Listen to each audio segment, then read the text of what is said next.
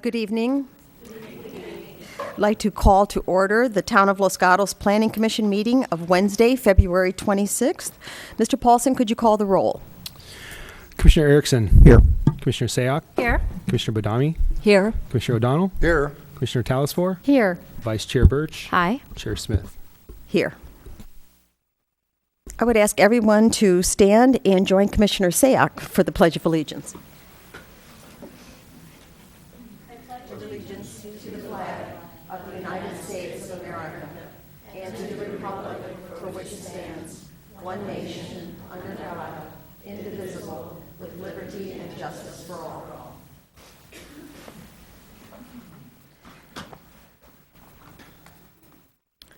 I am Margaret Smith, and I am the chair of the commission, and I want to welcome all of you to this meeting. The town of Los Gatos strongly encourages active participation in the public process, which is a cornerstone of democracy and essential to the Planning Commission conducting its business on behalf of the town council and the citizens of the town. There are several ways for members of the public to participate in this process. One is written comments about agenda items can be submitted ahead of time. Those are then distributed in a packet to the commissioners prior to the meeting, and I can assure you that we read all of those written comments. At the meeting, there are two opportunities for you to participate in the public process. One is you may make comments on any item that is not on the agenda. So you have an opportunity to come forward and speak to us about something that is not on the agenda. The second opportunity will be for an agendized item. I would ask that if you intend to speak this evening, you fill out a card that is on the back of the benches where you're seated, and you turn it in to the staff member who is to my left. For anyone who intends to speak this evening, if I could remind you that when you step forward, if you could pull the mic down so that you can speak directly into it so everyone can hear your comments. Let me move on now to the approval of the minutes. The minutes were distributed to the commissioners. Are there any corrections or additions to the minutes? Yes, Commissioner Talasfor. No, I don't have any, but I would move that we approve the minutes. And do I have a second? Second. Commissioner Erickson. All in favor? Aye. Are there any written communications this evening? There are two desk items, one for item number 2 and one for item number 5. Thank you, Mr. Paulson. Have the commission members been able to read these desk items? All right, thank you. Are there any requested continuances for this evening? They are not on the agenda. Thank you. In addition to their service on the Planning Commission, members of the commission serve on several town committees. Were there any meetings of these subcommittees since our last commission meeting, and would anyone like to report? Yes, Commissioner. We met this afternoon, the Historical Review Committee, and we considered, one of the things we considered was a matter connected to 100 Prospect Avenue, which we'll be considering this evening, and in particular an historical building on that property. And it was determined by the committee that that building indeed was historical. Other than that, we talked about a number of smaller items, but that was the significant item. Thank you, Commissioner. Any other reports? Thank you. There are no items on the consent calendar this evening, so now we'll move to the public portion of the public hearing. We will consider agenda item number 1, which is application requesting approval of a conditional use permit U13020 and architecture and site application S13050 for construction of a new office building located at 16268 Los Gatos Boulevard. It should be noted that the Planning Commission considered this project on October 23, 2013, and we approved it subject to added conditions. On December 16, 2013, the Town Council considered and granted an appeal and remanded the matter back to the Planning Commission for further consideration. May I have a show of hands from commissioners who have visited the property? Thank you. Are there any disclosures by a commissioner for this item? Seeing none, Ms. Avila, would you like to give us the staff report, please? Good evening. The original building that was approved by the Planning Commission was about 7,050 square feet. The commission, in making their approval, asked the applicant to do two things. One, to change the roofing material from metal to tile, and two, to add some balconies on the second floor to set that second floor back and provide some additional relief. Those two items have been incorporated into the plans that you received this evening. The town council, in remanding the matter to the Planning Commission, asked the applicant to consider increasing the front setback and asked them to look at possibly reducing the building size and or stepping back of the second story. The Planning Commission's direction to add those balconies has caused the second floor to set back. The applicant has set the building back an additional 10 feet. The story poles were reset on the site, so if you went out to the site recently, you may have noticed, I noticed it's pretty noticeable that the poles were moved, but they are correctly reflecting the new building location and size. The project announcement sign on the site was also modified to reflect tonight's hearing date and that the plans were available for review here at the Community Development Department. The applicant's requesting approval of a conditional use permit and an architecture and site application to construct a new building that's just over 6,800 square feet. And I don't have anything else to add at this time. I'm available if you have any questions. Thank you. Are there any questions for staff? All right, thank you. Seeing none. We'll now open the public portion of the public hearing and give the applicant an opportunity to address the commission for up to 5 minutes. Mr. Colsat, you're representing the applicant? Yes, I am. All right. Please adjust the microphone, which you've done. Thank you. And state your name and address for the record. Gary Colsat, 51 University Avenue, Suite L, Los Gatos. Thank you. And you know you have 5 minutes. Thank you. Hello again. We're here to revisit this building. Council gave us pretty clear direction on what they wanted to see. And we think that we are presenting.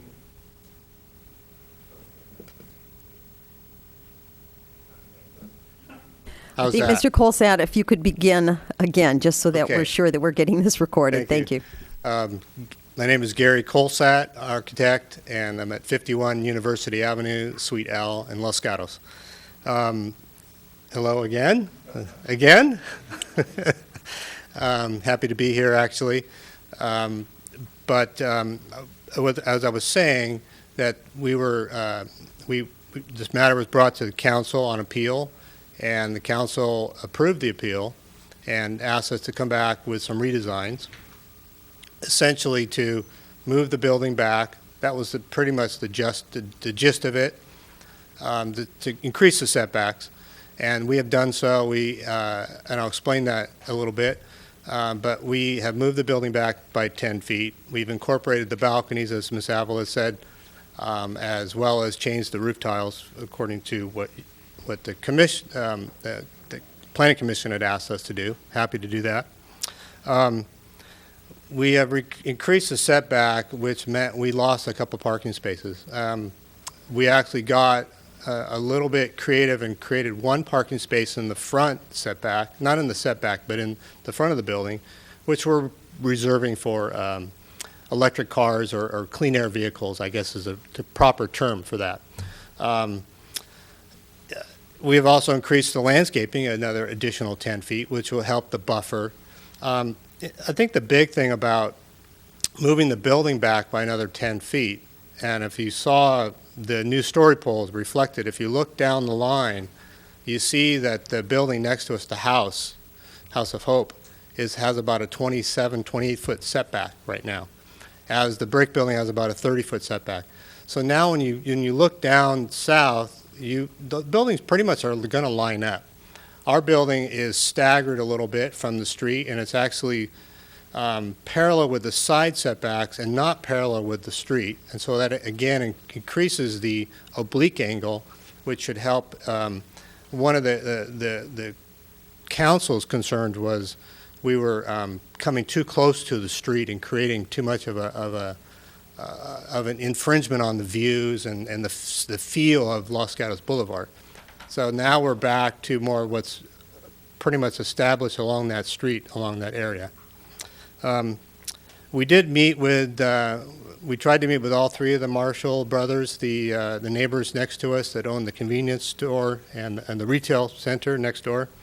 One of them did meet with us, and we explained our position and our redesign, and he met with at our office, and we showed him the computer model and the 3D and everything.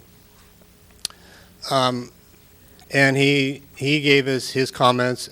Again, I believe that they're not going to be happy until we move the building back by a 45-foot, 50-foot setback, which is where the current house is right now, the current office building. And in doing so, that would create a lot of parking in the front, and also a dead-end parking area in the front, which is really not what the town wants. As far as the dead-end parking, we don't believe that the town wants parking in the front as well. We're following what the design guidelines call for is to conceal and hide or shield the parking from the street, and we've done that with the building.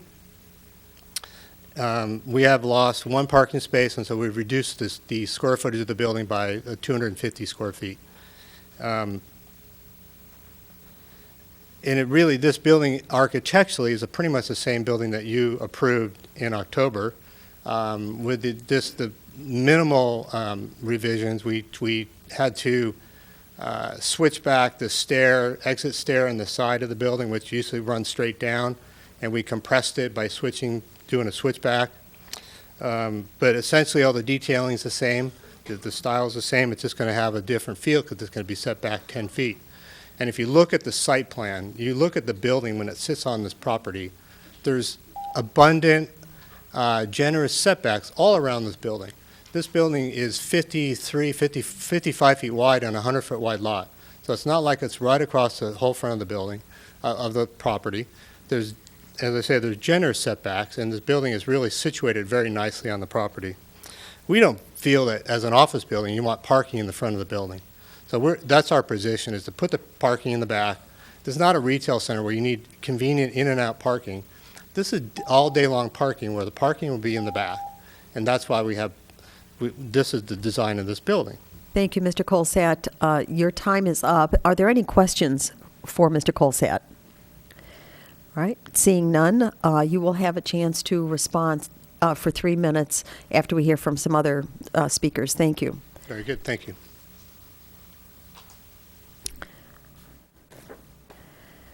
We would now like to invite Mr. Marshall Smith to the podium, and any comments that you have, sir? You have 3 minutes. When the yellow light goes on, you're down to 30 seconds. Thank you. Thank you. My name is Marshall Smith. I live in Los Gatos, as does my brothers Marlon and Myron, and we have lived here for over 65 years. We're not here to request you deny anything to be built on this site. This area of Los Gatos Boulevard is evolving and intensifying, and the Los Gatos Boulevard plan states the following. Projects are to maintain the unique qualities of Los Gatos and the small town environment. Development of any non-residential property south of Shannon Road shall not be intensified. Visual continuity of the area must be maintained.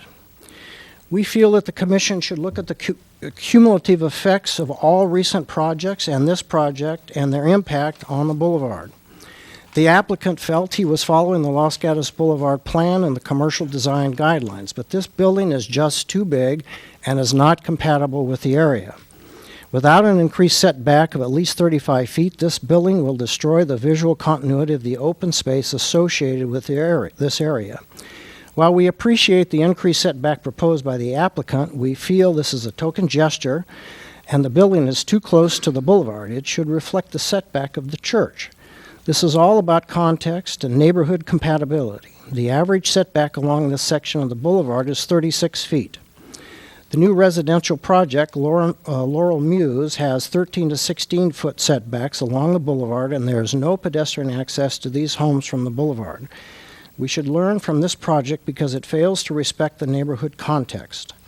The proposed building has an entry facing the boulevard, but all parking is behind and underneath the building except for one EV space. There is no allowed street parking on this stretch of the boulevard. The front entrance will be seldom used. All visitors will enter from the back of the building. This is not pedestrian friendly. What visually is seen now as a heavy tree canopy, this building will replace with a long wall as viewed from the north, facing south towards Louise Van Meter. The next view is from the south, facing north towards Blossom Hill Road. This demonstrates that the visual continuity of the open space associated with this area will be destroyed, and clearly the use of the property is intensified. Is this what the town really wants the boulevard to look like? Previously, at community charrettes, there were presentations illustrating the use of a frontage driveway. We believe that this design change as a similar arrangement would be sensitive to the transition of the character of the area and good for the neighborhood. Some of the members of the Planning Commission expressed their concern for having this building placed too close to the boulevard. We believe that their concern was well-founded. In some instances, it may be better to allow some parking in front of the building if it is appropriately screened from the street. The design guidelines for the boulevard do indeed call for buildings to be pulled forward, but it also calls for new buildings to provide continuity along the street frontage. The boulevard guidelines, just as all guidelines, must be read in their totality, and specific provisions should not be taken out of context. Thank you, Mr. Smith. Are there any questions for Mr. Smith? Yes, Commissioner O'Donnell. Is it your position then that the setback should be at least, is it 35 feet? Yes, sir. Okay, thank you. There are no other questions. Thank you. We'll now give the applicant, Mr. Colsott, 3 minutes if you would like to add anything to your previous comments.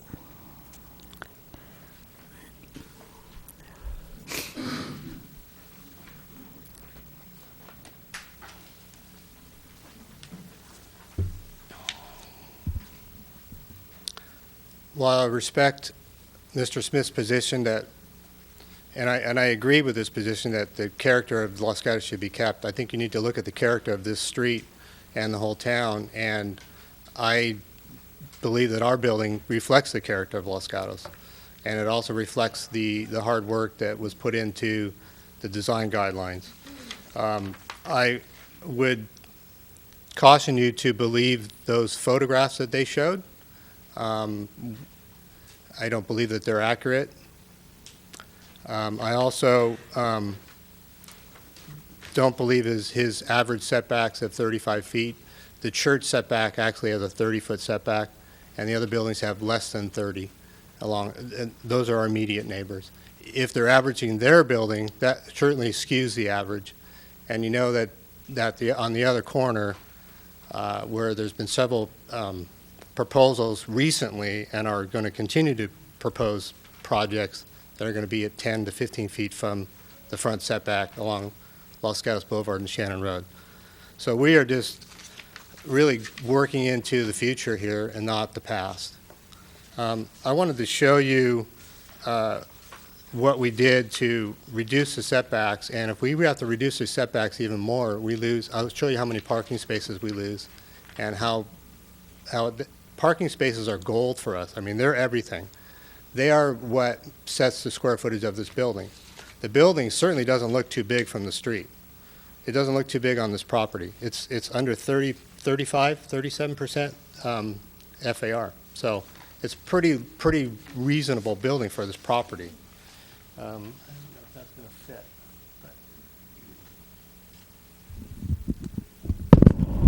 And Commissioner O'Donnell had asked me earlier about what would happen if we moved the parking and moved the buildings. And so I just have this quick graphic here that I wanted to show that this area right here is all minimums. And so we're saying that this line cannot be breached. This is a unit, if you will, of the building, the parking, and the backup space. So that's like a set item as well. So really, the only flexible space we have is here to here, because we don't have any flexible space on this side, 20-foot side setback, 24-foot easement on this side. So every time we move this building back, we squish these spaces. We lose. We've already lost this space and this space. We've redone the stairs. So that was the existing, or the original approved project. This is the revised in front of you tonight, which we've moved this back 10 feet. We've lost one parking space over here. We already lost a space here, which we were able to put back in front, and by switchbacking the stairs. If we move this again, we lose this space, we lose this space, and we lose this space. So now we lose 3 more spaces, which is about 750 square feet. Thank you, Mr. Colsat. Are there any questions? Yes, Commissioner O'Donnell. I think you did a nice job. I think the building looks good. So the real question seems to be the setback. You have a difficult lot. You've got that 25-foot easement, which is difficult for you, I think. If you were to have some parking in the front of the building, and I realize your argument on that, and I'm not saying that that's a bad argument, but I'm just trying to think. If you were to move some of your parking to the front, that would allow you to have a further setback, would it not? Yes, it would. However, we would, maybe I can draw for you, if you will, if you don't mind. Let's say we move the building back to this area right here. Let's see what I can do about holding this. If I put parking in the front here, I have what we call is a dead end, a parking lot, and so you have to, and that's not really acceptable to Los Gatos without a full backup. So you parking cars would come in here, and then they come in, and the parking would be here like this. I can really draw better than that. So you'd have parking in the front here, and then the building would be back here. Okay. Now I've also lost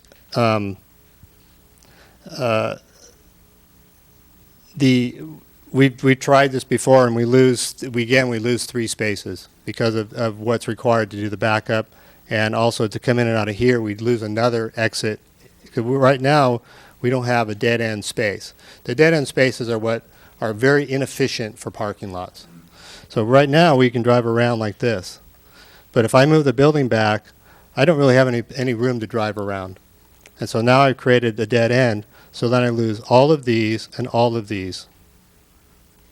I don't think I really understand that. When you said the dead end, you're saying that at the moment you can drive around the building? That's correct. And if you were to move it back, you could not drive around the building? Exactly. And if I created that drive around, then I would lose all these spaces. Now, does that presuppose a given number of parking spots in the front? I'm just wondering, do you have any flexibility at all with parking in the front to be able to move back at all? Not as we see it, no. We were able to capture one right here. If we moved it back, yeah, we captured one more, but we would, because every 8.5 feet is the width of a parking stall, and so you're moving it back 8.5 feet to get it to 33, 34 feet setback, and you would lose more spaces than you would be able to recapture. We also have our trash compartment over here tucked away, as well as one more parking space here. It's a little pet parking space there. And when we start moving this back, we lose that space as well. So it's an extremely complicated and efficient design as it is now. And as soon as we start to move things around, everything is a domino effect. One other question. Obviously, the other way to do it is to make the building smaller. And I realize what you've said is the building becomes not economic. If you do that, you've reduced the size now, 250 square feet or something like that? Originally, so that's from this last iteration, but we'd already reduced it another 700 square feet before we actually submitted. But in the last time, I think That's you said 234, I'm reminded. That's correct, 235. So I'm not suggesting we're going to do this or we're not going to do it, but to get any drop back, which would not interfere with the possibility of getting better circulation, what kind of square footage ratio do you have to have when you move back on a per foot basis? You're at roughly 25 feet now.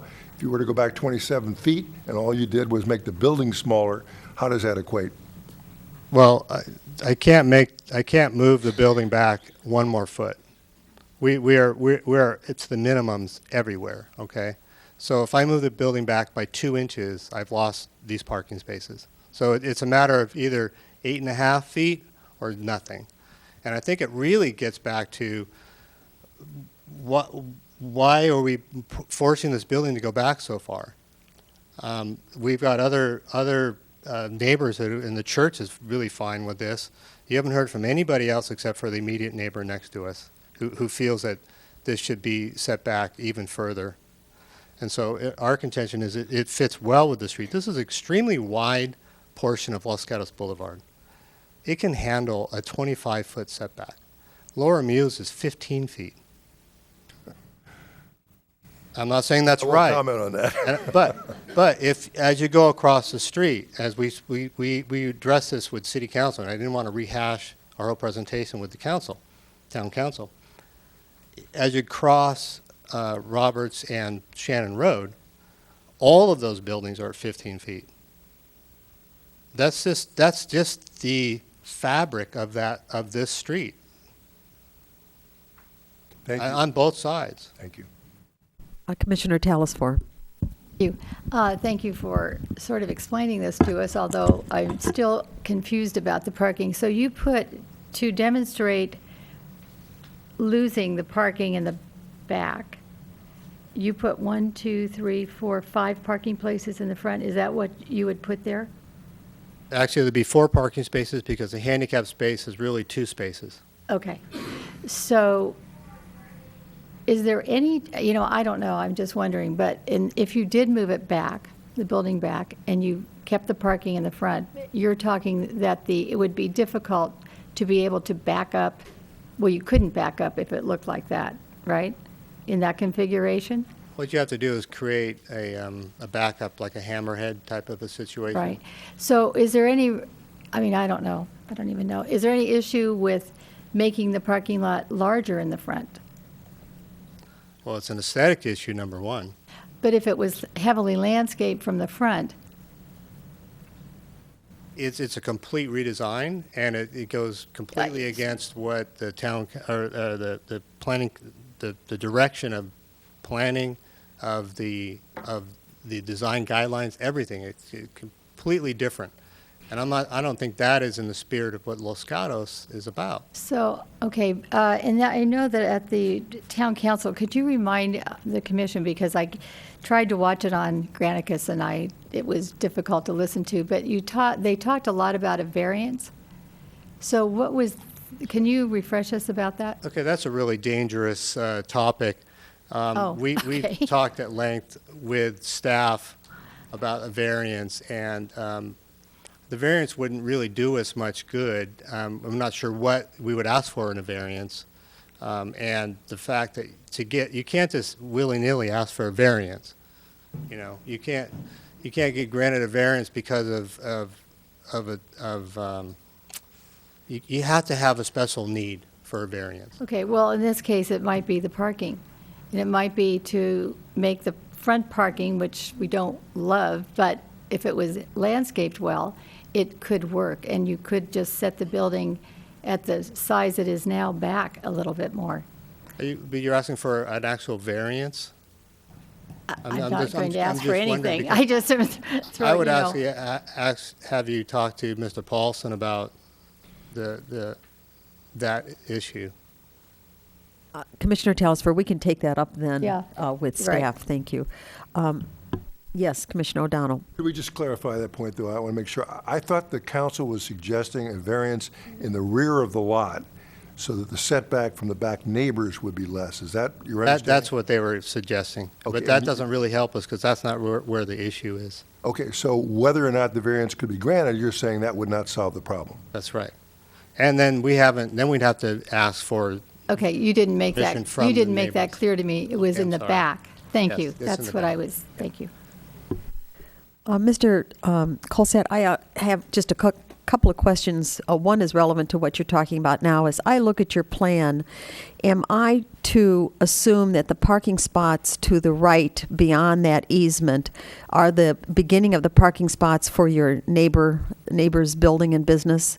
yes. Is that accurate? Yes, they come in and out of, on our property into their, so they have a drive-through all the way through. Yes, of course. But the way I'm looking at it is, so the front of your building would be, in effect, in alignment with the cars parked in those parking spaces across the easement. Am I correct? That's correct. Okay. So visually, we would see a building, but right next to the building, we would see cars parked anyway, correct? Right. All right. Just want to make sure about that. And then the other question I have is really tangential, but you raised it with me, so I was thinking about it. You talked about the clean air parking spot. Have you thought about putting a charging station in there? We have. It would be. Okay, I didn't see that. Yes. I just missed Yeah. that. Okay, thank you. All right. Other questions? Yes, Commissioner Bondami? Can you explain to me why underground parking is not an option for you? I think it was addressed before, but I'd like to hear it again. Yeah, you weren't benefits of being here last time.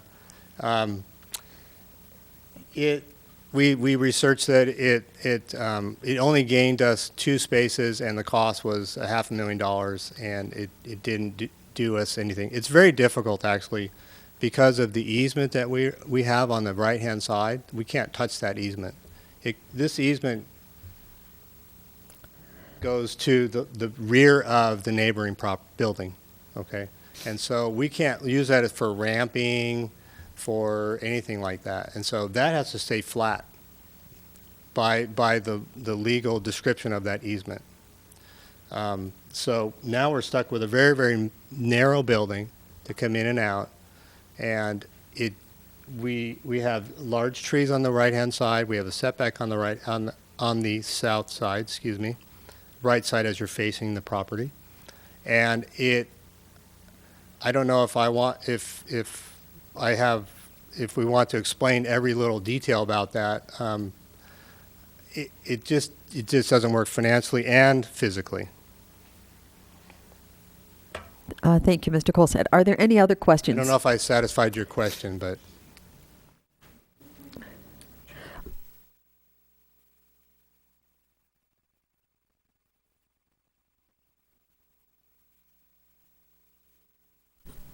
Thank you, Mr. Colsett.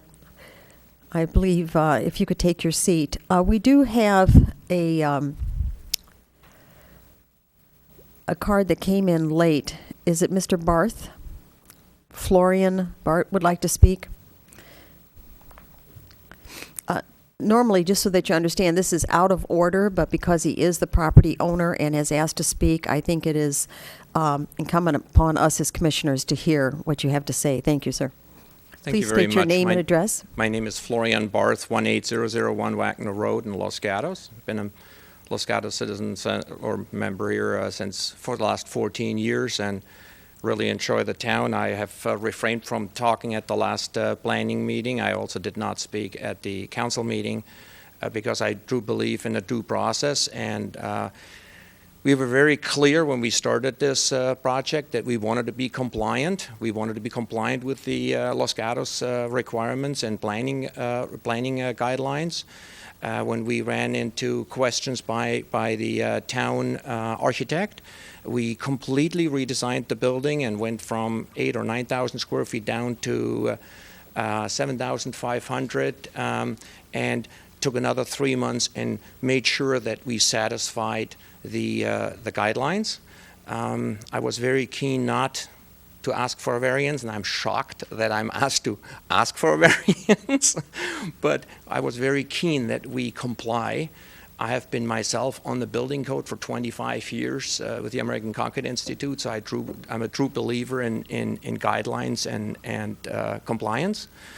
So we try to comply. I think we did a good job in our first round, and while I with great respect, understand the concerns from the various neighbors.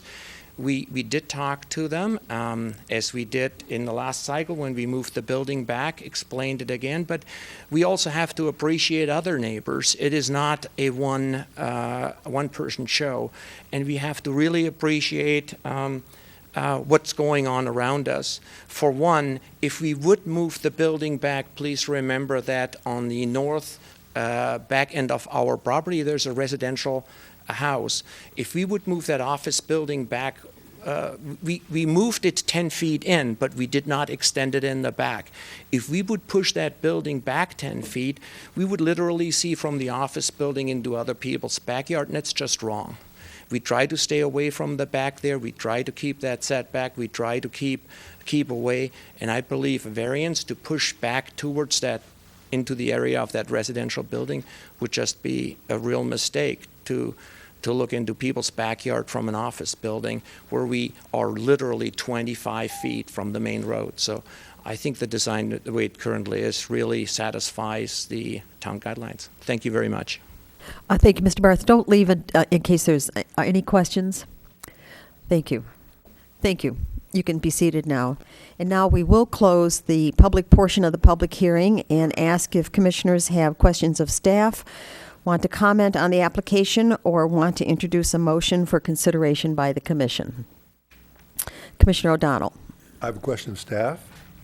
As I read the minutes of the council's meeting, it's not crystal clear to me what their point when they said to consider, I think, if the minutes are accurate, the possibility of a variance exactly where he was just commenting, back by the neighbors.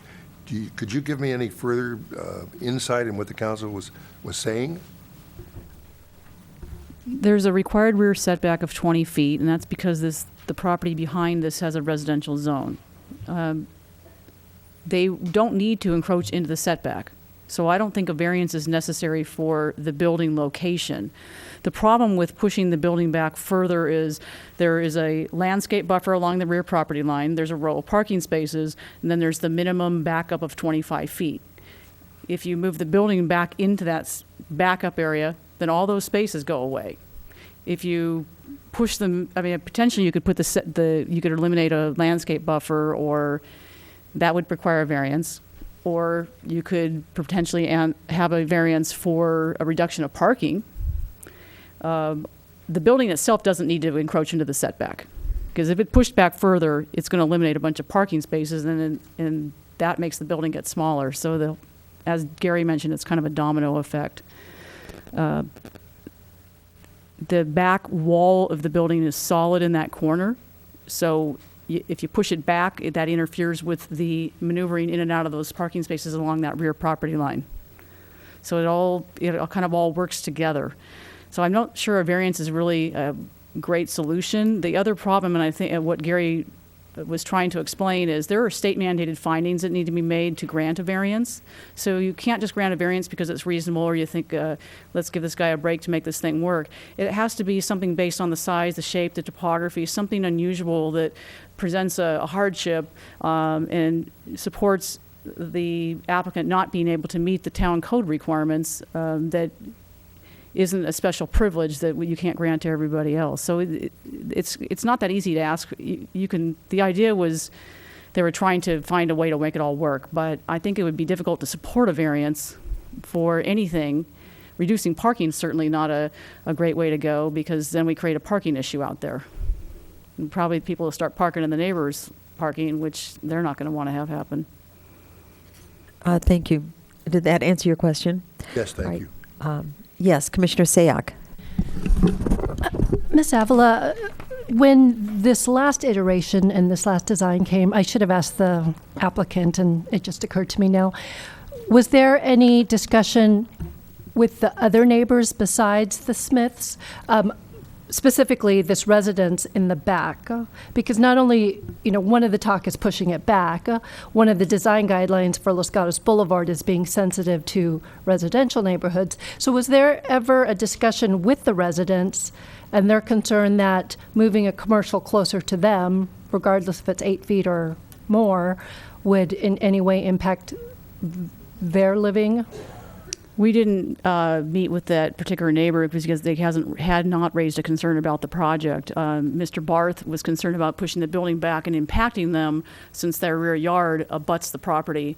He felt that'd be a privacy intrusion there. But I don't believe those neighbors were contacted directly. The Smith brothers were contacted because we knew they were concerned. They had raised concerns and testified at the hearings. Okay. And not only the residents in the back, but it sounds like the other neighbors, such as Calvary, were also consulted with throughout the entire process. Yes, I know the applicant did discuss the plans with Calvary Church, and they supported it at the previous meeting, previous planning commission meeting. Correct. Okay. Thank you.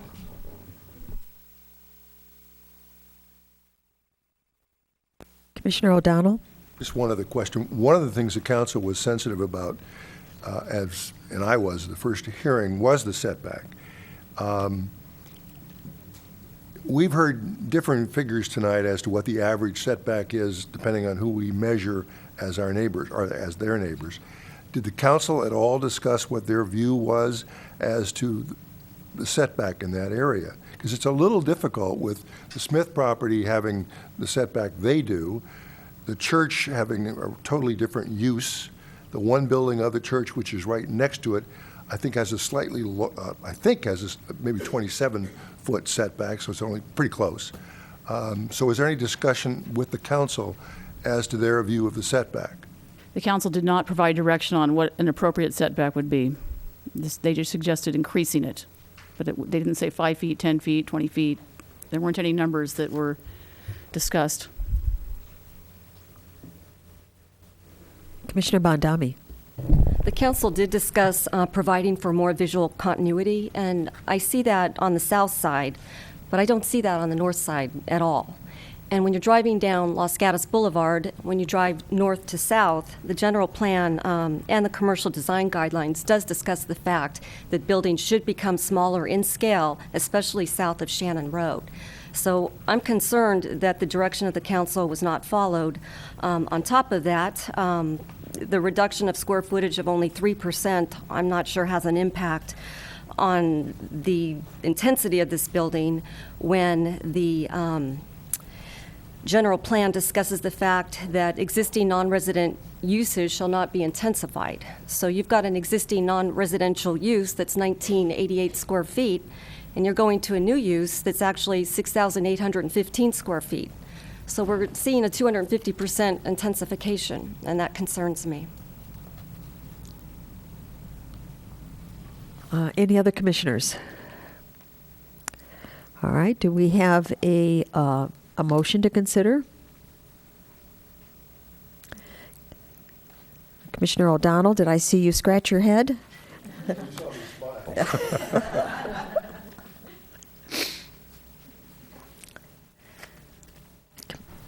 Commissioner Erickson.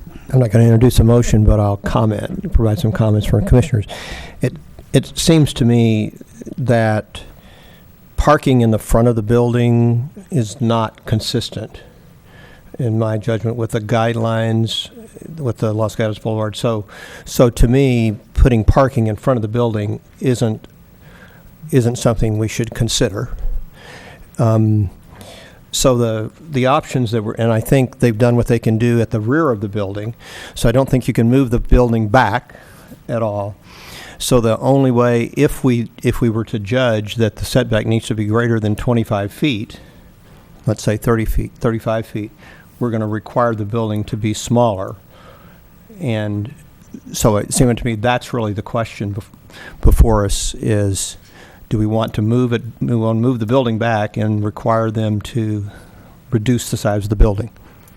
And it's not, in my reviewing the video of the council, I didn't get much clear direction other than a generalized direction about increasing the setback and reducing the size of the building. Are you going to make a motion, Commissioner? That was just a comment. Oh, just your comment. All right, thank you. Commissioner O'Donnell. We're having difficulties, you can tell, so I think we're kind of trying to talk it out. But I agree with Commissioner Erickson.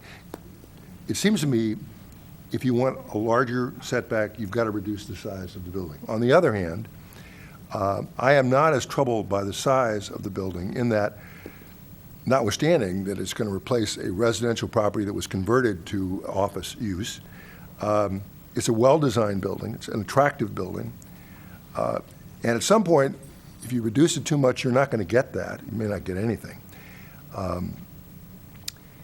So the difficulty we have here is, one, we have a 25-foot setback abutting, I think, the Smith property. Two, the Smith have a different use. They have a market there with a totally different setback.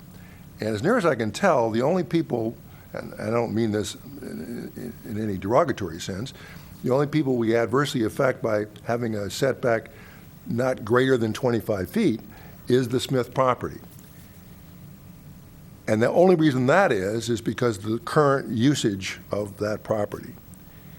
So I don't know that we have a clean slate to simply say, let's reduce the size of that building. We've been told by the applicant that if they reduce the size of the building, it becomes economically not feasible. And I realize everybody says that, and we have to be careful with that kind of argument.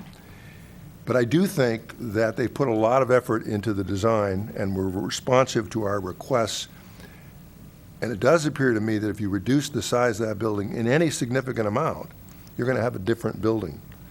And so I'm troubled that the only solution we have, i.e. to make the building smaller, may not be what we want to do. And I'm throwing that out because I would like to know where my fellow commissioners are coming from.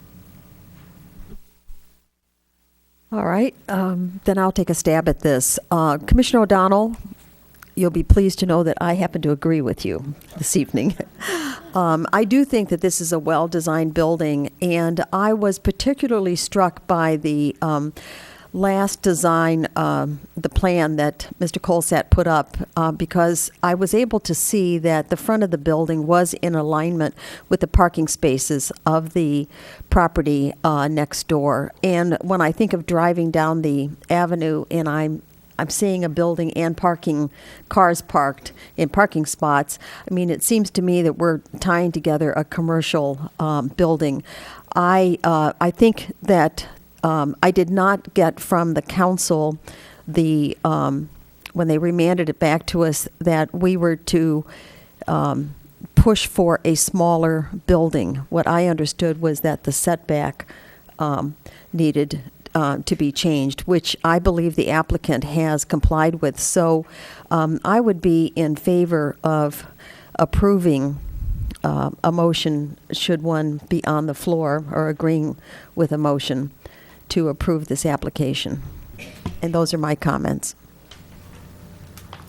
Commissioner Telesfor. Yeah, just to, I would agree with, I think when I was looking for direction from council, I was, it'd be better if they said reduce it by this much than just to say reduce it, because I don't know what that means, actually. I will say that the actual addition of the parking place in front of this building in front of us actually added more articulation to the front of the building, which I think is going to make it much more interesting, and does push that setback back further than the entire building. Does that make sense? Does that make sense to most of it? All right. So I appreciated that.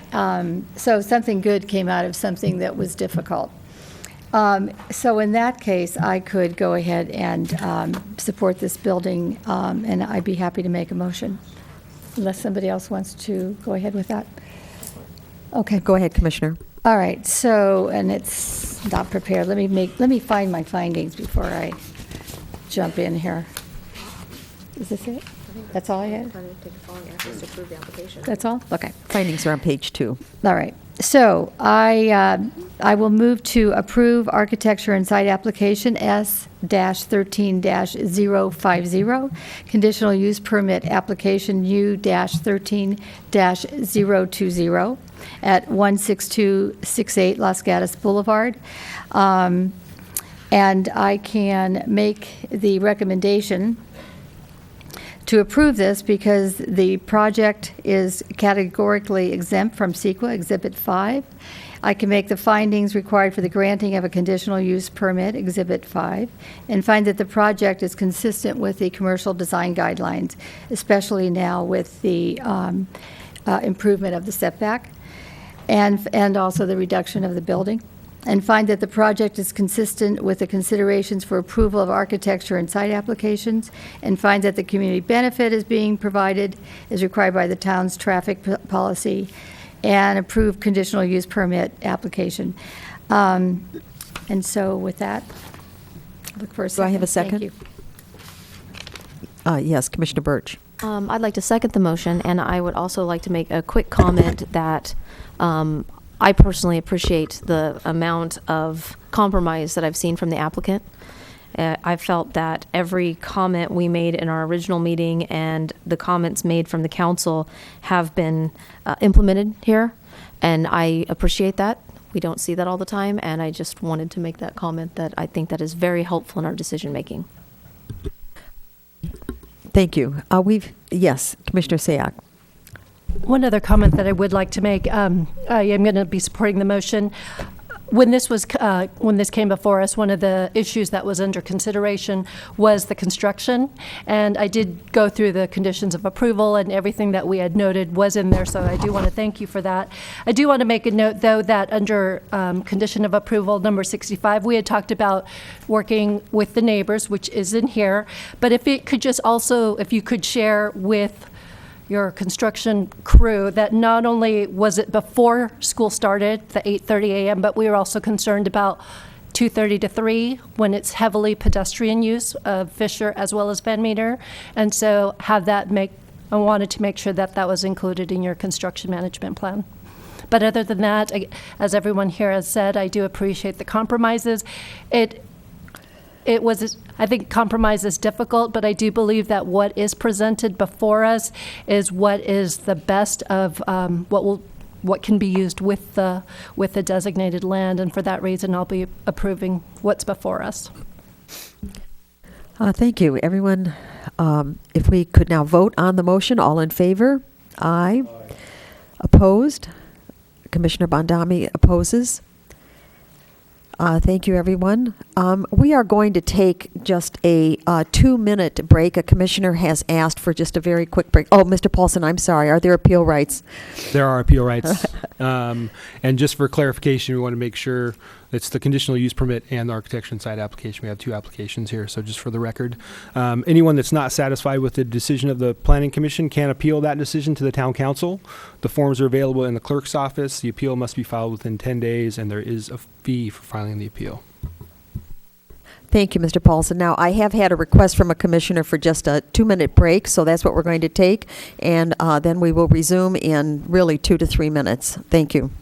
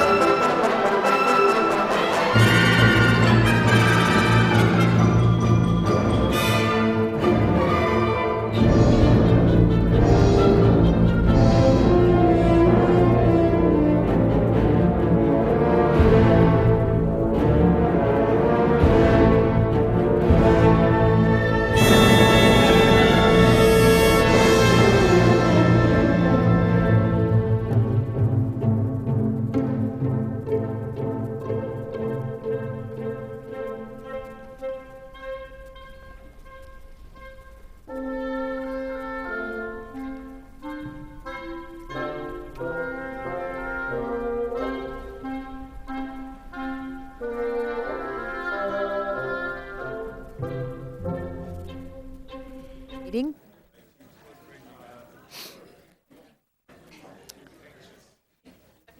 Thank you. If everyone could be seated. The next item on the agenda is item number 2, which is to consider subdivision application M13003, Environmental Impact Report EIR 13-002, requesting approval of a vesting tentative map for subdivision of a 10.3 acre parcel into 17 lots on property located at 100 Prospect Avenue. May I have a show of hands on the visitors who have visited the property? And are there any disclosures?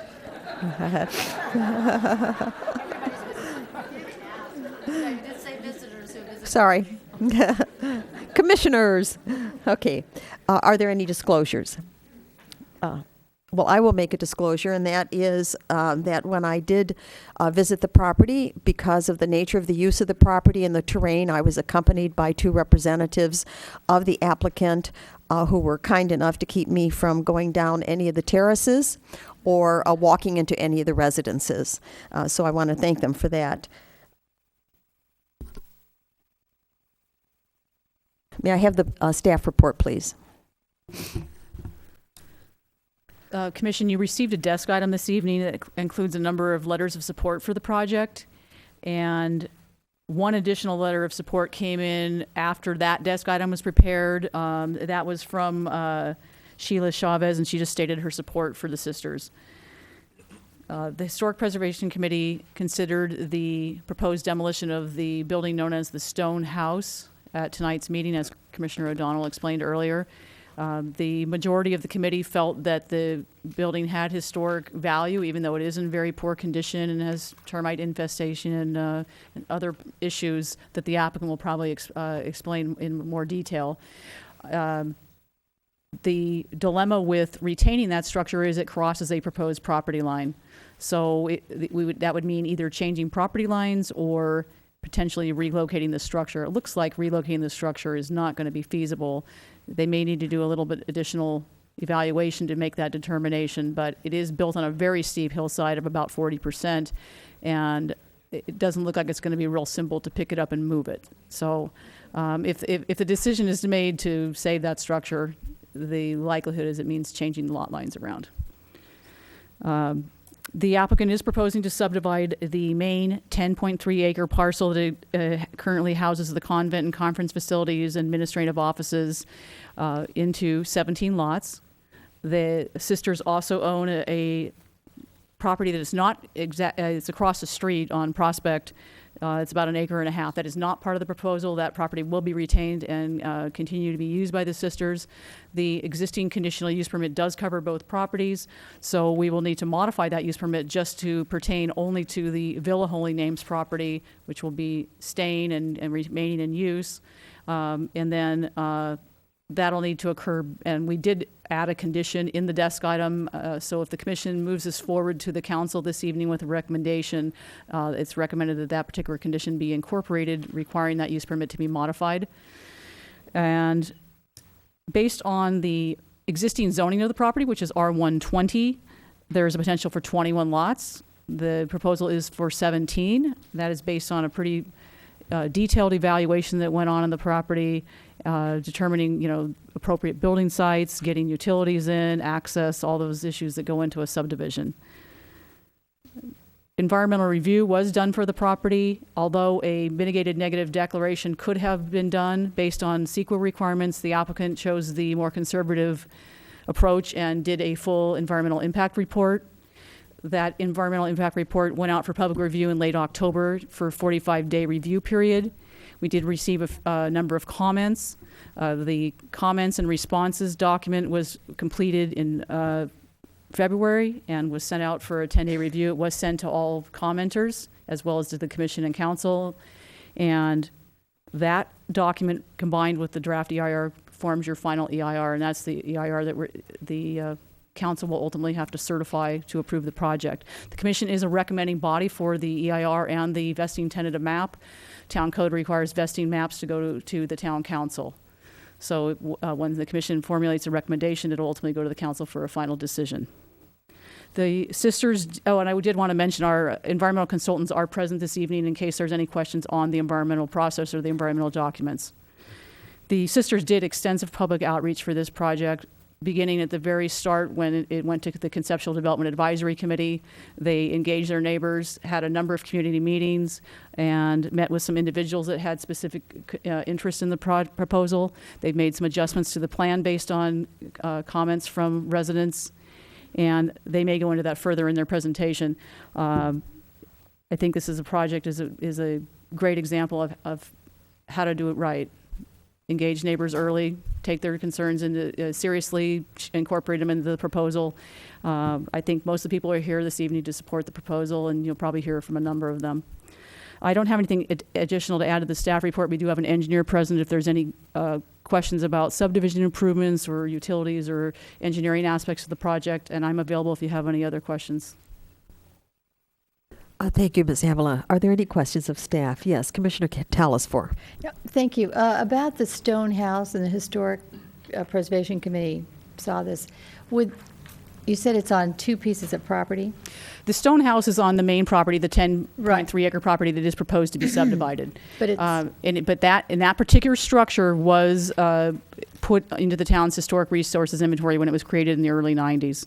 So that structure is what I went to the committee because it is proposed to be demolished by the applicant. But could you said it's on another piece of property? No, it's on this property that's proposed to be subdivided. Oh, it's crossing a proposed property line. Oh, Okay, okay, they have fine. It proposed lot sounded like lines. you meant it was It would- crossing, it would- okay, No, thank it's you. crossing a That's- proposed property line. It would need to be moved, or a proposed line would need to shift so that it wasn't crossing a line. Okay. You can't create a subdivision. I thought you meant it was on someone else's property. no. Okay. So thank you for the clarification. And then I have one other question. Yes, It's go on ahead. lots 7 and 6, if you, on your plan. It's that structure that's downhill on the steep slope that crosses the line between proposed lots 7 and 6. Right. So I wanted to ask you, is the development, does the hillside specific plan or any of the hillside guidelines and policies apply? Yes, in this case? property is within the hillside area, so the hillside development standards and guidelines would be applicable to all future development. So when architecture and site applications come in, those will be reviewed using the hillside development standards and guidelines. Okay, and then just one other follow-up. All right. Just one, real quick.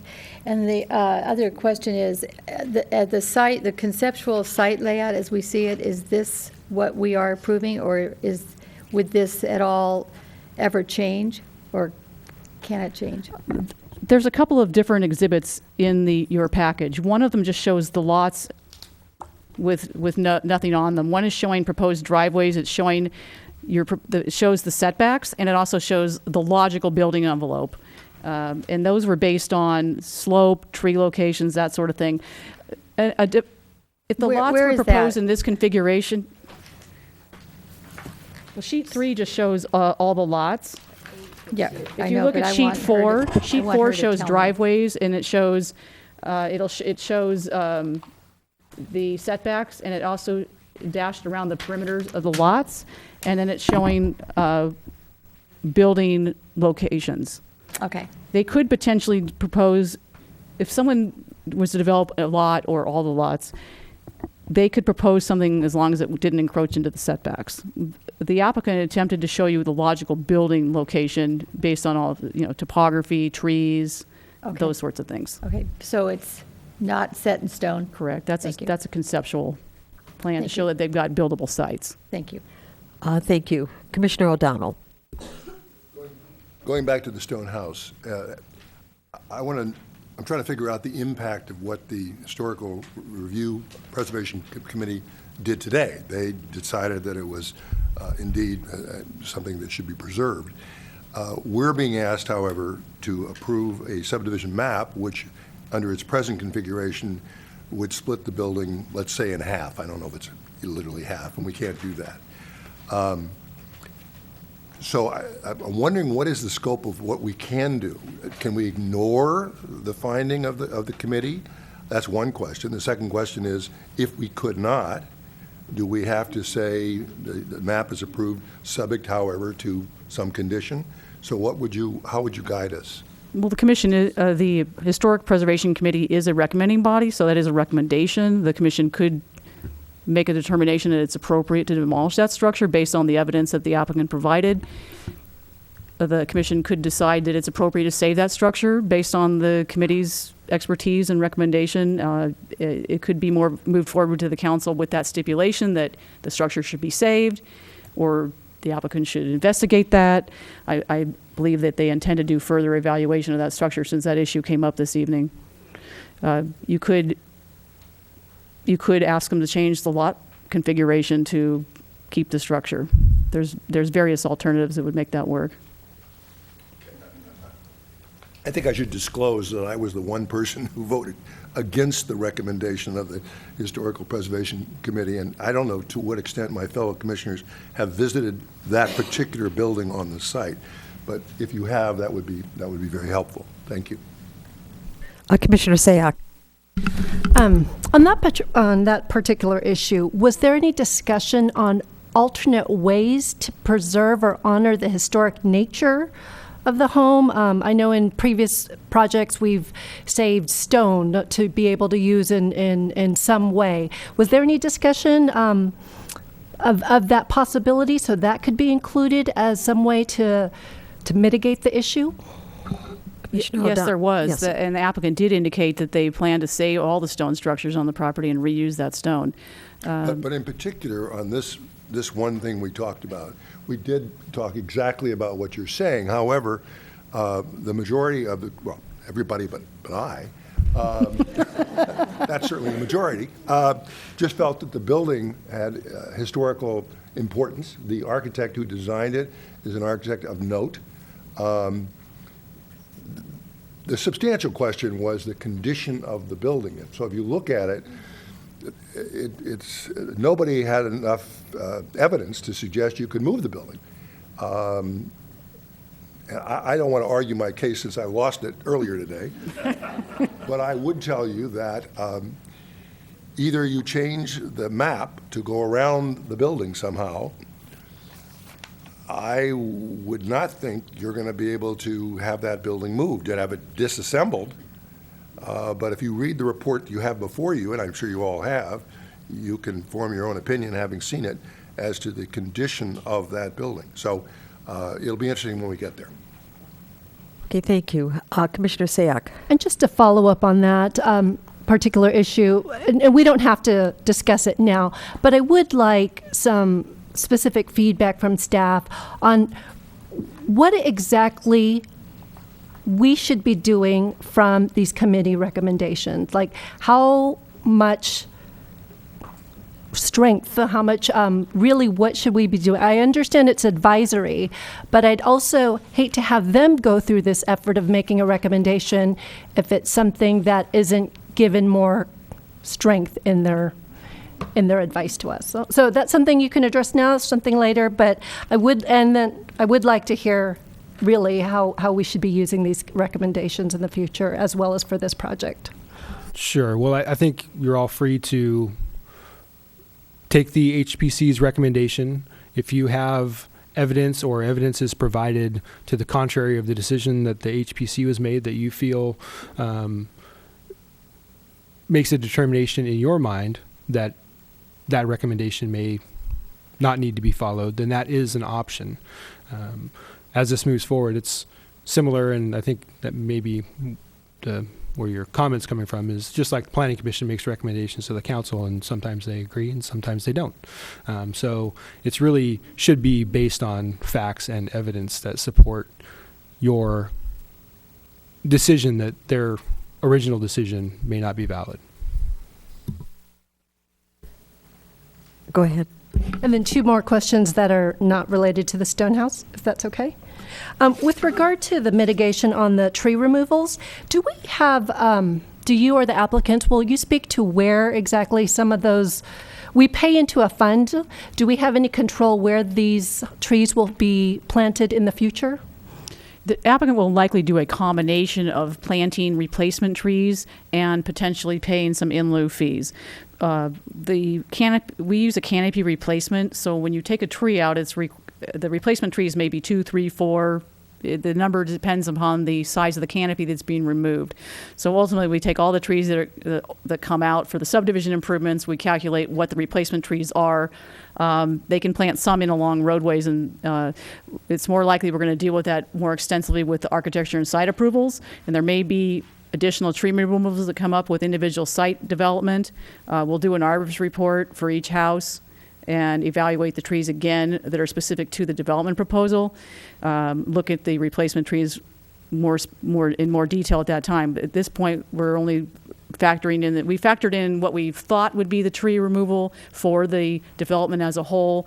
But ultimately, for the subdivision improvements, not all those trees will be removed. They'll retain the ones on the individual lots that aren't having to come out for roads and utilities and things like that.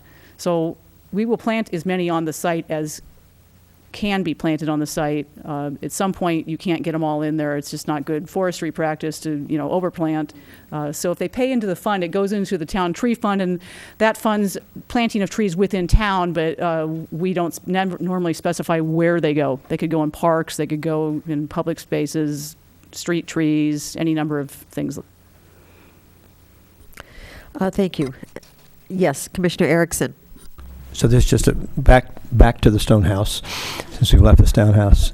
So my recollection is there are specific findings that need to be made to tear down a house. So I think it would be useful for the staff at the appropriate moment, it might be after the public portion of the public hearing, to remind the commission of what findings need to be made in order to recommend tearing down a historic home, so that we are well informed about it.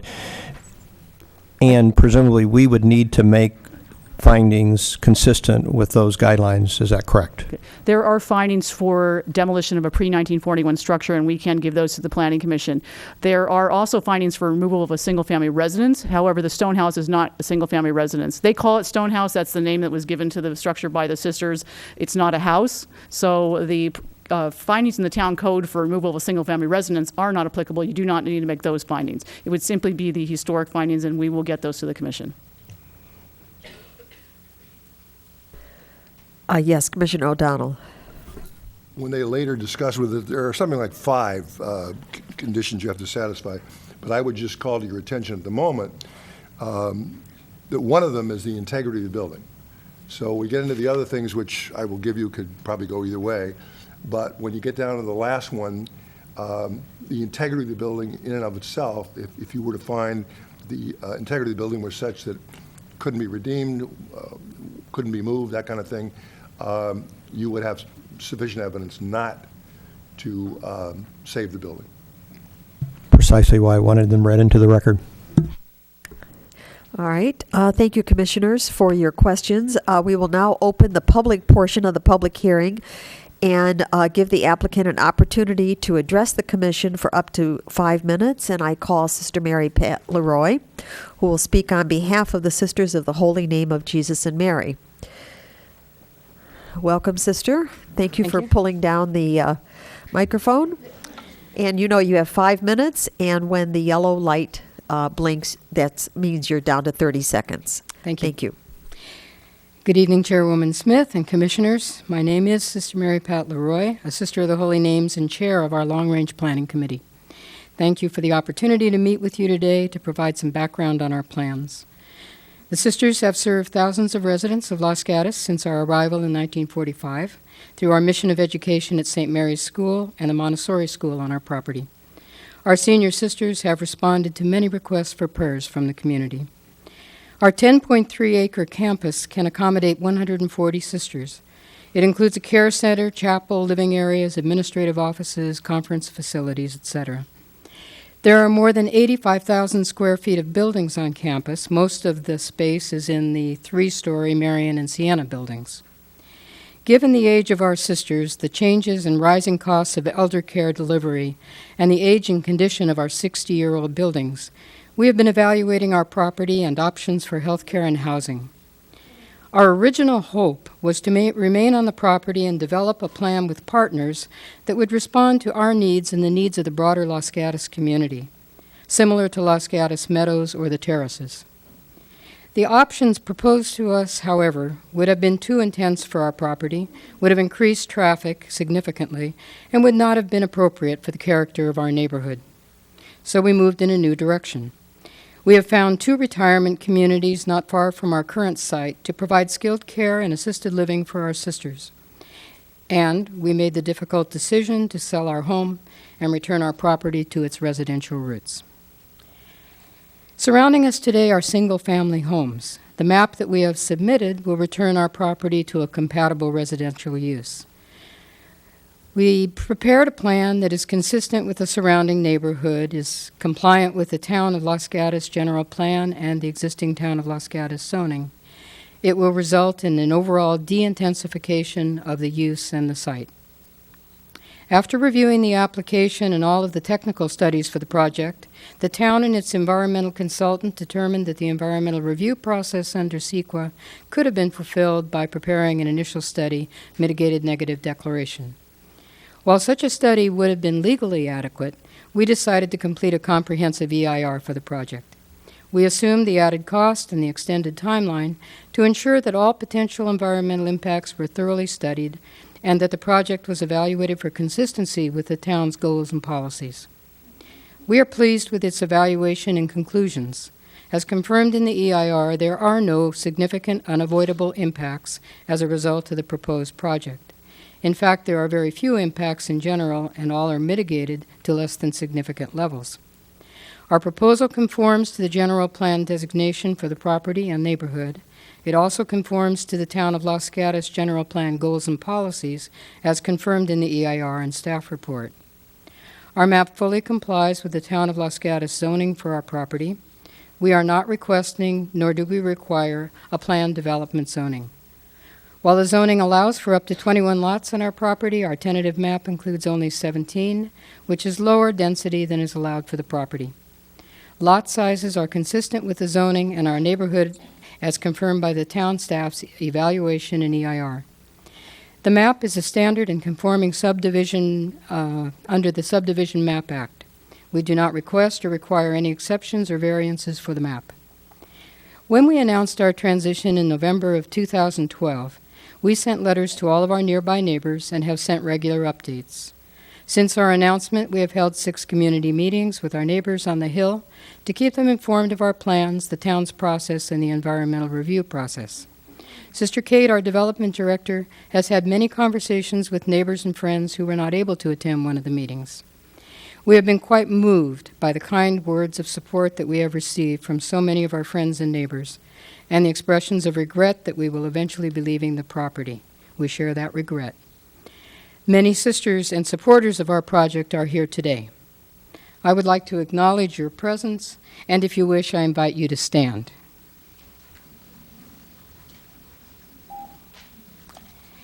Thank you.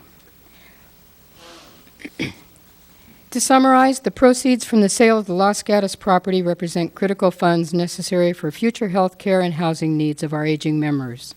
We as Sisters of the Holy Names are solely responsible for our financial administration, pooling our earned resources and using donor gifts for the common good, especially for the care of our frail members. We are aware in the town that there is a repeated call to the Planning Commission and Town Council to comply with the general plan and zoning and to avoid exceptions and plan developments as much as possible. We listen carefully. We have followed the rules. For all of these reasons, we respectfully request your approval of our map as proposed this evening. Thank you very much. Thank you, Sister. Are there any questions for Sister Mary Pat? Yes, Commissioner Birch. First off, I want to say we all recognize how hard I assume this decision was for all of you. Thank you. And I think I speak for everyone that it's going to be a loss to the community. That being said, I wondered in looking at your development and hearing the issues on the Stone House, was there any thought given to making an open green space in your development that would provide a commemorative park, perhaps maybe using some of the stone from the Stone House or something, just so that such a historic piece of our town is not completely lost? At some of our neighbor meetings, they've suggested something like that too. But we felt that comes later and in a lot of dialogue again with the neighbors. So, but it is something that you would see the value in, and obviously for the community and for your neighbors that have cherished you for years. Well, thank you, and we know that it's a beautiful gesture on people's part, and certainly we want to. Something simple fits our nature. Exactly. Great. Thank you. Commissioner Talasfor? Thank you very much. It is a special place up there. So, but I do have a question for you, and I didn't ask when I saw you last, but is there a developer online with this property as yet? Well, when I shortened my remarks, I had next steps, but I was trying to be respectful of Could time. we hear them now? But that is a process that will come after. We've had a number of people inquire. I can say that. Our advisor, who will answer the technical questions, Mr. Eric Morley, in our agreement with him, he will not be a developer. In case anybody had a question, he will not be the developer of our property.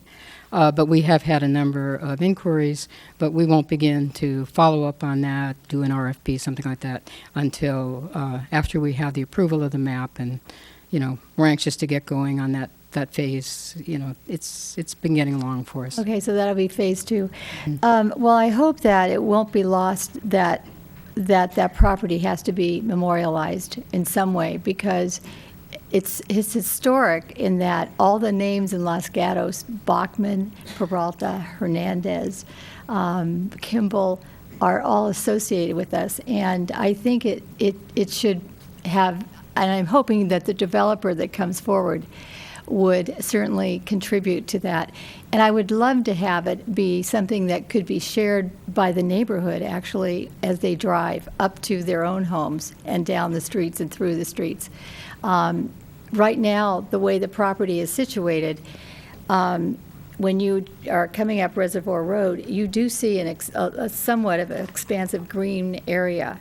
And just to maintain that rural feeling and the character of that neighborhood, it would be wonderful if it could be somewhere there. I would just like to, that's my comment and my question. Appreciate So that. at the moment, thank you. Any other questions for Sister Mary Pat? Hearing none. Thank you very much. And we will now invite comments from the members of the public. If you do wish to speak and you have not turned in a yellow card, please do so that I can call your name. The first speaker will be Ms. McDonald, Morgan McDonald. Gender issues on that one. Okay, thank you. Morgan, the name that 10 little kids in school that I read to have the name of Morgan, boys and girls. Yeah, so I blame Morgan Fairchild, and that's not her real name anyway. I had the name at the same time. Thank you. It's technically named after a British film. So, Mr. McDonald. Thank you. Morgan MacDonald, 175 Prospect Avenue, Los Gatos, California. Thank you, ladies and gentlemen of the commission and staff. I am a very near neighbor to this project, and you'll find our property located at the corner of Prospect and Kimball, which figures prominently no matter which one of these maps you look at.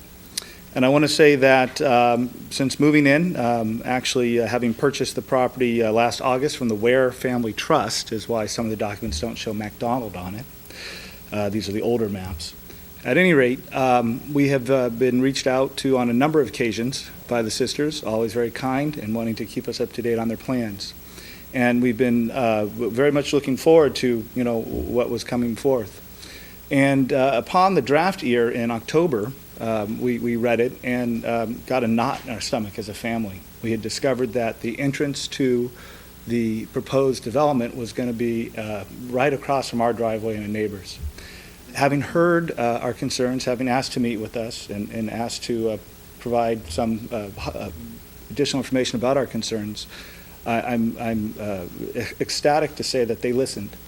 They're very considerate of what our concerns were and addressed them in the most recent modified vesting tentative track map that they put forth.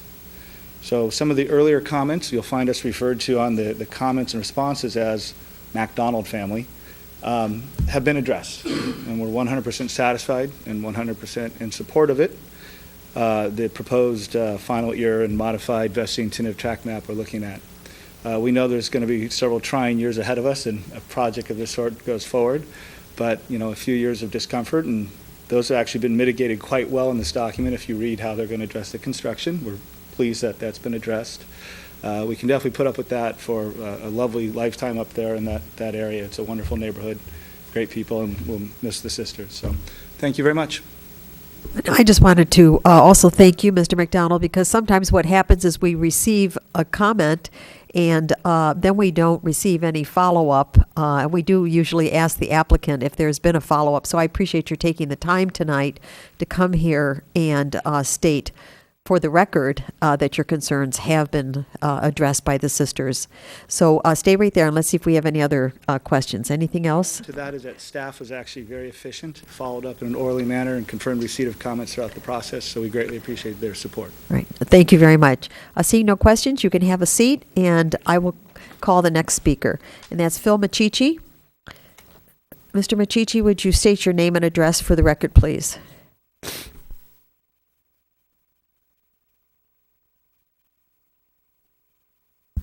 Phil Machichi, 220 Alexander Avenue, Los Gatos.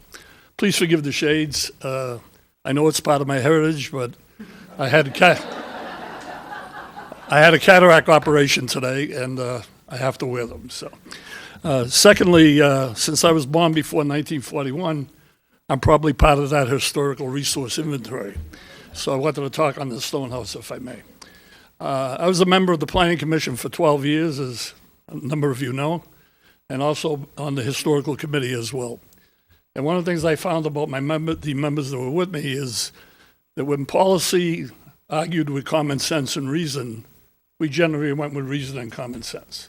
Now, not all of us did, but that building is in pretty bad shape. And to make an issue of it for hours and hours on a project this size doesn't seem likely or sensible to me. So I would recommend you take it down. It is terrible. So that's what I had to say. If you have any questions, please ask. Any questions for Mr. Machichi? Yes, Commissioner O'Donnell. Phil, I went through the property today and looked at it. Some of it you couldn't access. I'm just wondering if you have had any opportunity, as it fits into what I call a cliff, but it's a cut. I don't know what's holding that side of the building up. Yeah. Have you had any better luck at seeing that side? No, I can't even tell what's holding me up anymore. I've often wondered, Phil. It's a mechanical marvel, I think, so if I may answer it that way. All right, thank you. Any questions? All Thank right. you. Thank you, Mr. Machichi. It was nice to have you at the podium tonight. Stephanie Lynott.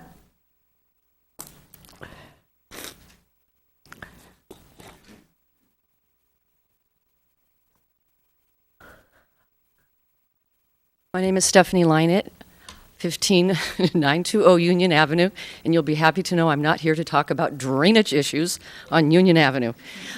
We thought we recognized you. Oh, and I recognize you. I am here in full support of the Sisters' development proposal. Our family home was on the hill for 65 years, till I think it was a year and a half ago. So they've been very close friends of the family. I was also a member of the community, so I was on the other side of the door, and know that I learned a number of things. One is these are brilliant women who make brilliant decisions, and there is not one decision made that is not turned over and over. It is prayed, it is discerned, it is discussed, and for them to come up with this decision means that it is a responsible and respectful decision, and I feel that they have done all they can do. I think that we need to support them, without a doubt. As I say, they're brilliant women, and I've said before they broke the glass ceiling before anybody knew what it was.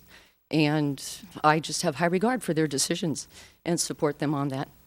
And as far as that stone house, it is held up by, I played on there all the time when I was little also. It's held up by stilts, just wooden stilts that are termited. I know it would rock and roll when we were little, and that was a long time ago. But I loved it. It was a wonderful house. So that is termited. And so don't go into it. And that's all I have to say. Thank you. Thank you. Are there any questions? Thank you. To call Jason Farwell.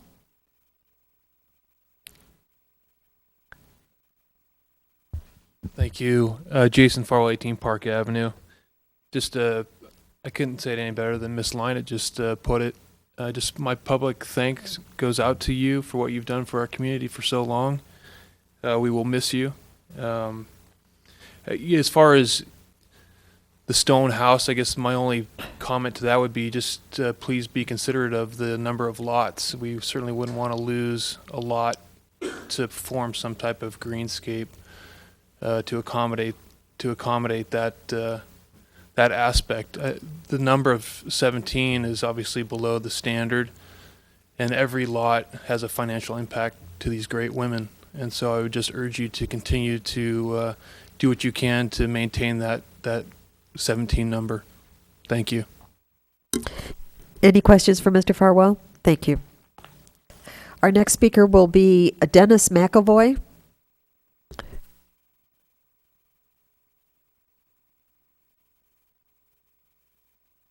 Dennis McAvoy. I've lived at 81 Reservoir Road for 33 years, just a few hundred yards from the property. The sisters have been great neighbors to us for many years, letting us use their parking lot sometimes when we had events at our house. Just been very supportive of the neighborhood, and I think that was carried through with the way they've gone through this process.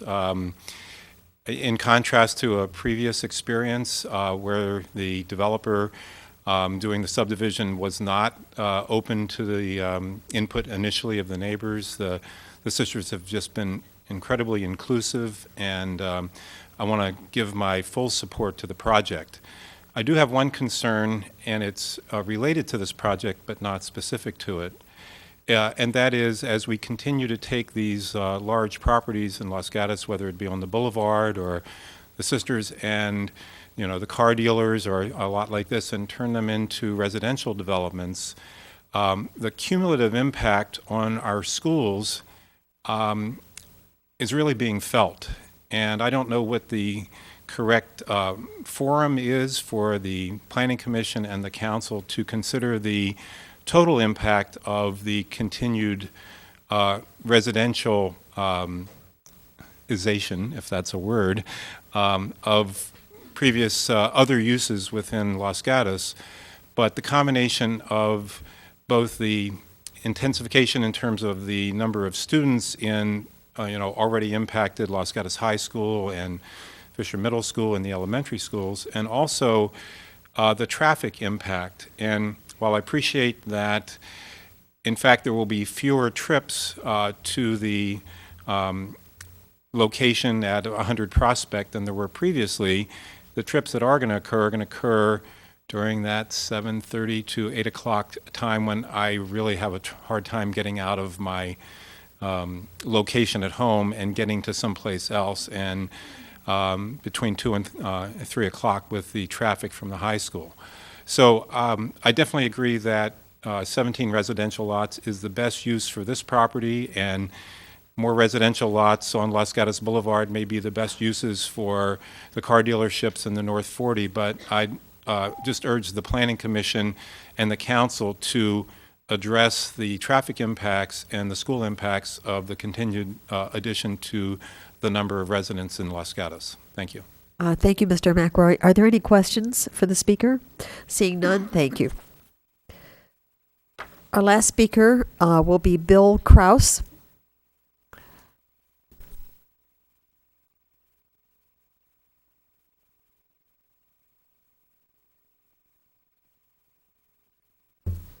Good evening. I'll read some notes rather than talk off the cuff. I really haven't had a lot of time to think about this, but I looked at the report, and I had already spoken before you on this project and sent in a letter. And in response to the consultant's response to the letter, I found their arguments are not persuasive. So I'll just do a quick read here. The proposed subdivision has an average frontage of 77 feet and an average lot size of 25,000 square feet. And the report argues that this is adequate to meet the neighborhood standard. Really, it's not. This is below the standard when compared to the averages of the neighborhood and the precedents of the directly adjacent San Jose Water Project that you and the town council had the approval on. The development requests an average frontage of 77 feet versus the directly adjacent lot's average of 110 square feet, 110.5, square feet, frontage of 110 feet and a frontage of 104 feet for the larger neighborhood. The report argues, quotes, these are slightly longer than the proposed lot frontages of 77 feet. I think we'd all agree that 77 feet versus 110 feet is not a slight difference. In fact, the existing neighborhood is 35 to 44% longer in frontage than what the applicant requests.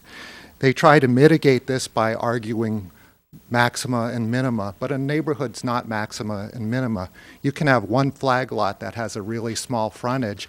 That doesn't affect the neighborhood. But these averages that they're proposing of 77 feet do. It's significantly below the average of the neighborhood. When the requested development is compared to the San Jose Water lot size directly adjacent to their proposal, we again see they're below the neighborhood standard. We argued before the Los Gatos Planning Commission and the Town Council that a 5-lot development or a 6-lot development at San Jose Water were too small for the neighborhood.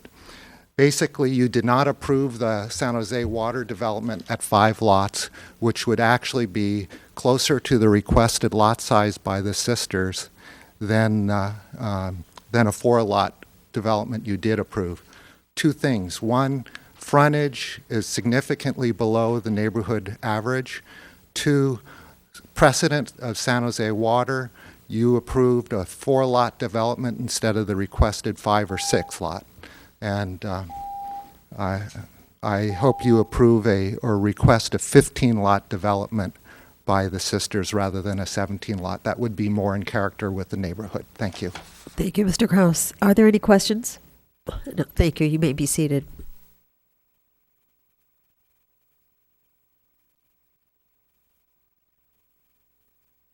Give the applicant, Sister Mary Pat, 3 minutes if you'd like to add any further comments, add to your previous remarks. If I may, I'd like some of the calculations and so forth that we have done presented by Mr. Morley. Thank you. And then, Mr. Morley, if you'll state your name and address for the record and then fill out a card for us at the end so we have it on record. Yes, Chairwoman Smith and Commissioners, my name is Eric Morley. My address is 405 Alberta Way, Los Gatos, as well as 16322 Lilac Lane in Los Gatos. I wanted to just cover a couple of things and may not be able to cover it all in terms of the stone house. But first, if I could just put up the diagram. I think what I wanted to cover is lot frontages very briefly. This plan has been very carefully designed to meet each and every requirement of your zoning code. The lot sizes that you see along Prospect Avenue are either almost identical to or larger in some cases, and actually front these homes on Prospect to reestablish the street pattern as it's established on Prospect here and along this edge. So you can actually just see, sometimes it's very helpful instead of looking at averages, these have been designed to specifically talk to those homes across the street. And then in terms of the cul-de-sac, This is an organic subdivision. This is not a flatland Blossom Hill Manor, in which I live in the town, subdivision, 50 style subdivision. It's intended to be a very organic subdivision with this layout. So I just wanted to clarify, your staff and the EIR has done a wonderful job of analyzing the entire neighborhood and its consistency. Our lots and the sisters' lots are actually larger than the average lots in the neighborhood, and it's 17 lots as opposed to 14, already a reduction in density and entirely conforming and consistent with your general plan and zoning. And then with a little bit more time, I just wanted to give you some flavor or some color as to the decision making on the Stone House. For those of you who were on the Conceptual Development Advisory Committee, you may recall that early concept plan had the Stone House included within Lot 7. The evolution of that occurred through more investigation, and just to provide you a little bit more background, the historic report that is before you by the expert, Leslie Dill, concluded that the structure has minor historic and architectural history and association, that it was not significant, nor is the property. It is structurally unsound. I crawled into the crawl space underneath the building between our historic preservation this evening and the rain. There is no crawl space. That building is being held up by termites holding hands. That's been well documented.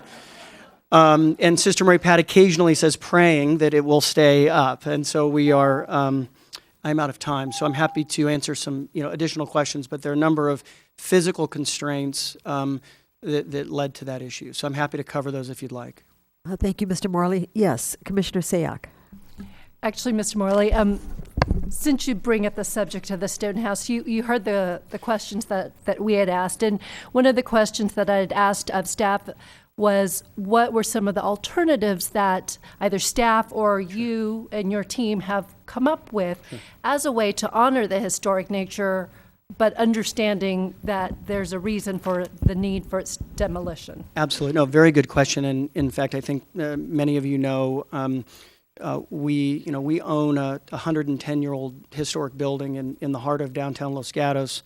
We have adaptively reused and preserved historic assets in this town in development projects. We've also been in situations where we have done anything and everything to preserve historic structures that ended up either being red tagged or not being feasible. In this instance, the sisters' objective early on was to retain the Stone House, and there are 5 issues. One, for those of you that were there, it sits today on about a 40% slope. The hillside connects with the roof of the home, and the water this evening was draining into a transom window where the hillside actually comes into, literally comes into the roof of the home. We also have some pesticides that were identified in the EIR that require the removal of that building in order to address that remediation. It's also within an oak woodland area, and the recommendation is that there be very little, if at all, any construction in that area for homes. And so to address your question about what could have been done, it is physically impossible given the existing mature important trees that are on that hillside, the 40% slope, to physically pick up and move that building. What the sisters have suggested and recommended and are planning to do and has been incorporated into the conditions of approval is to retain that stone. And I agree. I think the building is structurally unsound. It's infested with termites.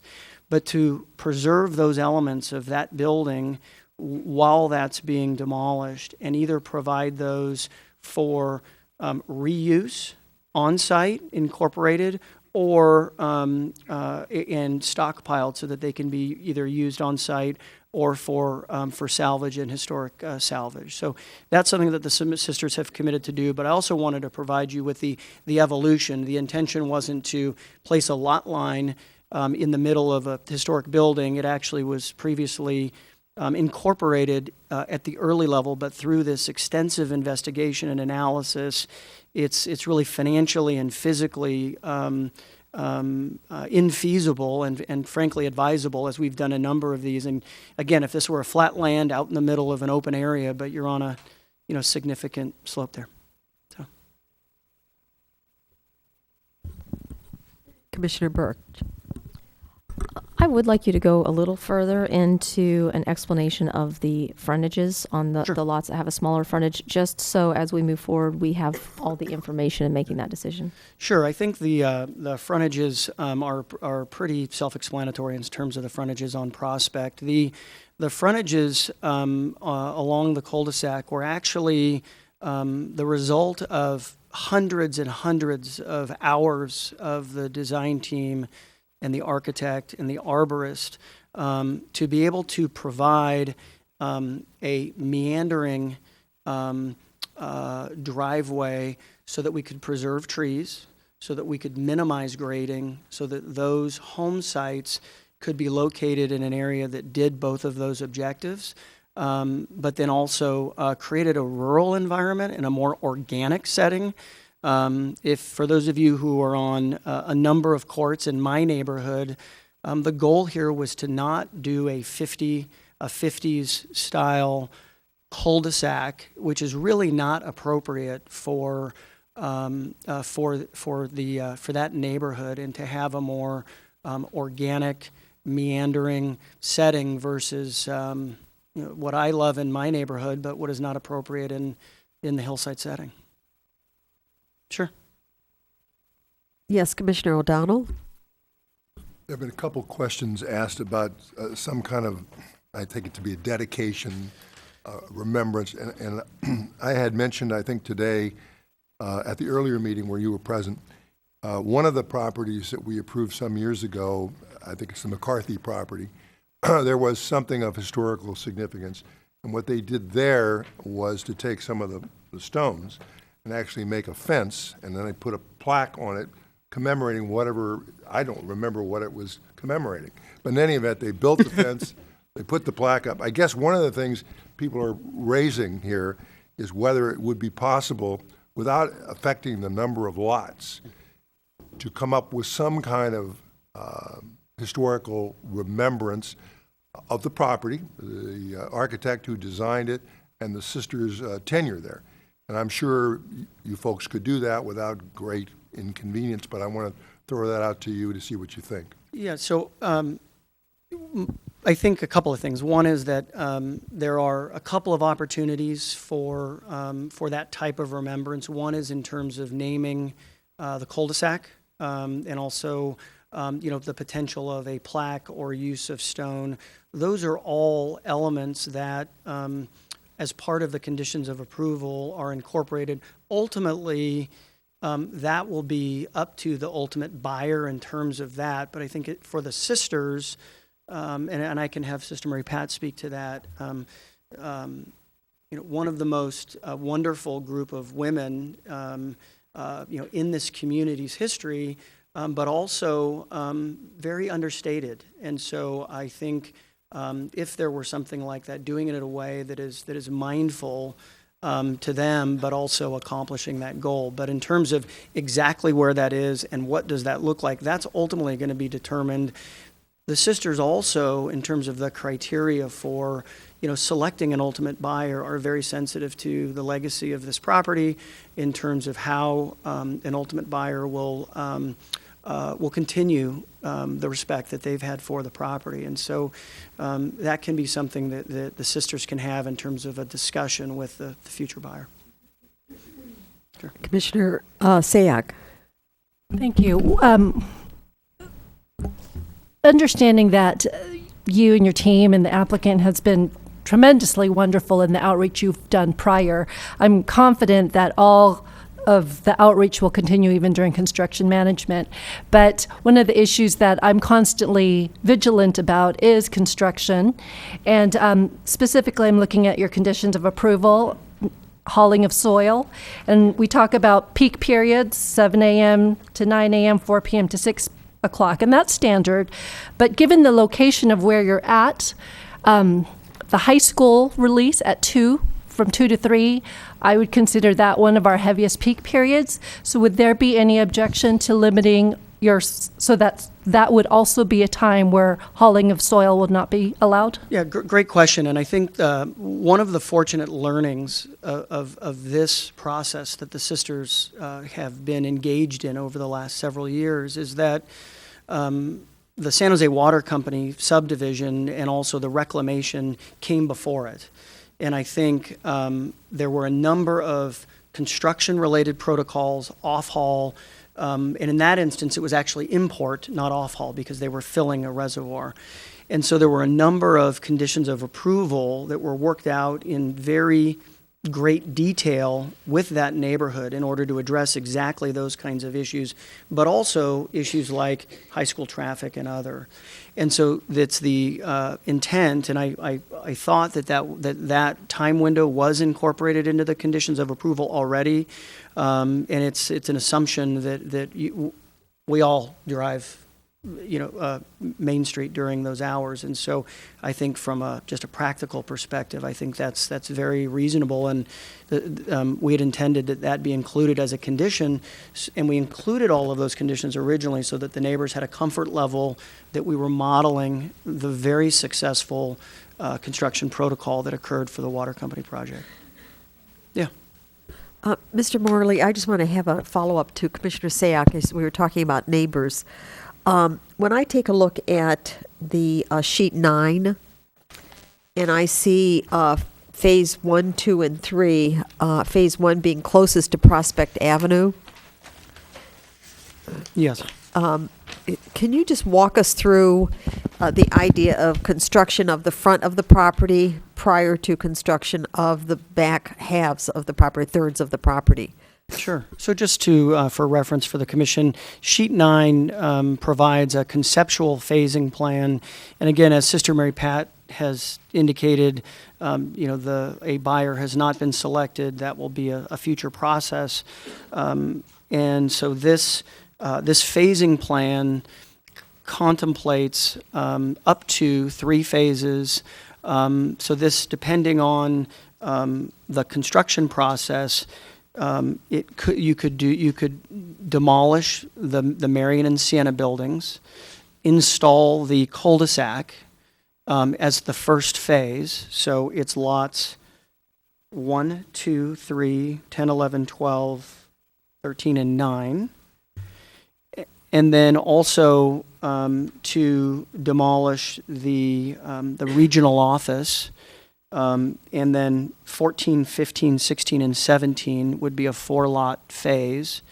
And then ultimately, the back portion or the end of the cul-de-sac could be a 3rd phase. This hasn't been determined at this point, but the phasing has been established so that the utilities, the infrastructure can all be done in an orderly, thoughtful way if it ends up being phased. It can also all of the demolition could occur at one time as well. And so that hasn't been determined yet, but this would allow for that to be done in a very orderly way.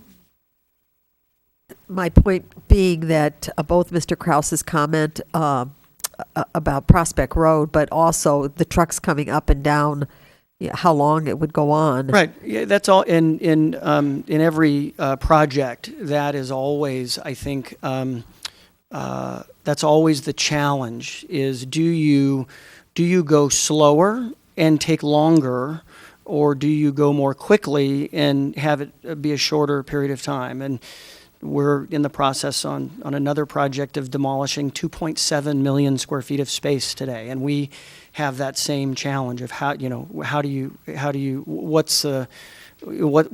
are advantages and disadvantages to both. And so I think, though, the key, and this was the same issue on the reservoir project, the key is communication and early and advanced updates and warnings. The construction protocols are in the conditions of approval, and that would be also obviously a requirement that the sisters would want to make sure that the goodwill that they've developed over the last 65 years on this hill continues with the ultimate buyer. Thank you. Yes, Commissioner Talasfor. As a follow-up to that, I wanted to ask you about the communication, because we've received a desk item tonight from one of the neighbors who lived through the Reservoir Road construction. And I'm hoping that the developer, whoever, will pay attention to that. But how are schedules communicated to the neighbors? Yeah. That's one question. Sure. My second question is, you can answer it as one. What roads are traveled by construction trucks and other heavy vehicle machines? Are they designated for one versus another, et cetera? Yeah, so again, fortunately, there were a number of learnings on the Reservoir Road reclamation. And so those routes, including, well, let me back up. Let me answer the question about notification. That happens really in three ways. One, which is a condition of approval in your package tonight, is email communication on a weekly basis as to activities to all neighbors. Typically, and is required, is pre-construction meetings with neighbors. In this instance, the sisters communicated with some 200 neighbors on the hill. So the sisters have a much larger view of their neighbors. And so that really, that's the process. So one, email communication. Two, pre-construction meetings. Three, written notice and individual contacts during the construction process in terms of on-site. And then really four is posting. As to the resident who lived through the reservoir project, that was my 8th grade teacher, Susie Kankel, I think, if that was Susie's email. And we did incorporate one of the conditions that she had recommended. So I will personally make sure that Susie is communicated to, so I don't get a C instead of an A on communication. By the way, she was my English teacher, so And she is communicating on behalf of the whole neighborhood. Yeah, exactly, yes. She's not picking on you alone. All right, and then, so what roads are? Yeah, so it's College Prospect Okay. and Reservoir, and that's done. And there's actually a model, in place that was utilized for that. There's a routing plan that was used previously. It will actually be more in reverse in this instance, because we want to make sure that in the ultimate demolition is that trucks were coming up the hill, that were full in terms of fill. So in terms of those directions, there are also flagmen. There are also notices, because this was raised as well. There are also notices that are placed at each of the creek trail entrances: flagmen, cones, one way during certain times, pilot trucks. There was a very detailed protocol set up, and that's been incorporated here as well. Okay, thank you. I just have one follow-up, and it's a different subject. Sure.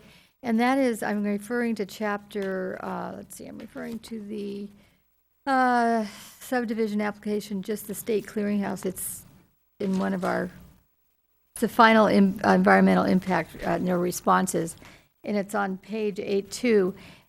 Changes to the proposed project. It's about your front lot frontages, and I was curious as to why most of them, well, the ones lot 1, 2, 3, 4, 10, and 11 were reduced. So I'm sorry, what page? 8-2, chapter 8. 8-2. Mm-hmm.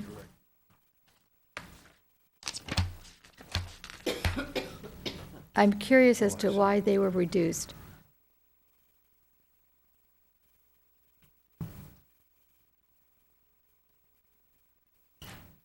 And please provide the, sure. 8.2. So as Mr. McDonald had indicated, excuse me? My fault. Yes. So you'll need to take it up with the previous speaker. This is part of a collaborative process. Mr. McDonald and his wife, Melissa, had expressed concerns about the location of the cul-de-sac. And in order to address those concerns and have a balanced plan, I believe we have it's 1,000 square feet, very limited, reduction in lot size. But that's why the cul-de-sac moved 100 feet north to intersect with Kimball in order to line those up with the public street.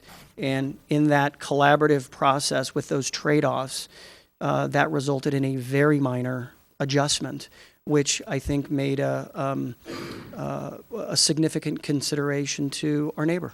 Okay. And at the end of the day, when these homes are built, I think that small square footage won't be significant in terms of the ultimate livability of the lot. So that's the trade-off and the back and forth in terms of the adjustment. Okay. Yeah, great question. Thank you. Thank you.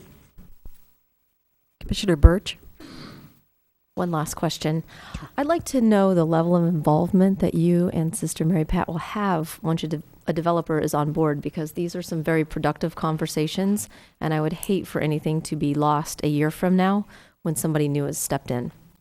Yeah, great questions. That's a great question. I think as Sister Mary Pat and the sisters who are before you today, who've been here for nearly 70 years, this property is very important to them. And part of the criteria for the selection of an ultimate buyer will be a buyer's ability and expertise and willingness and commitment to work with neighbors.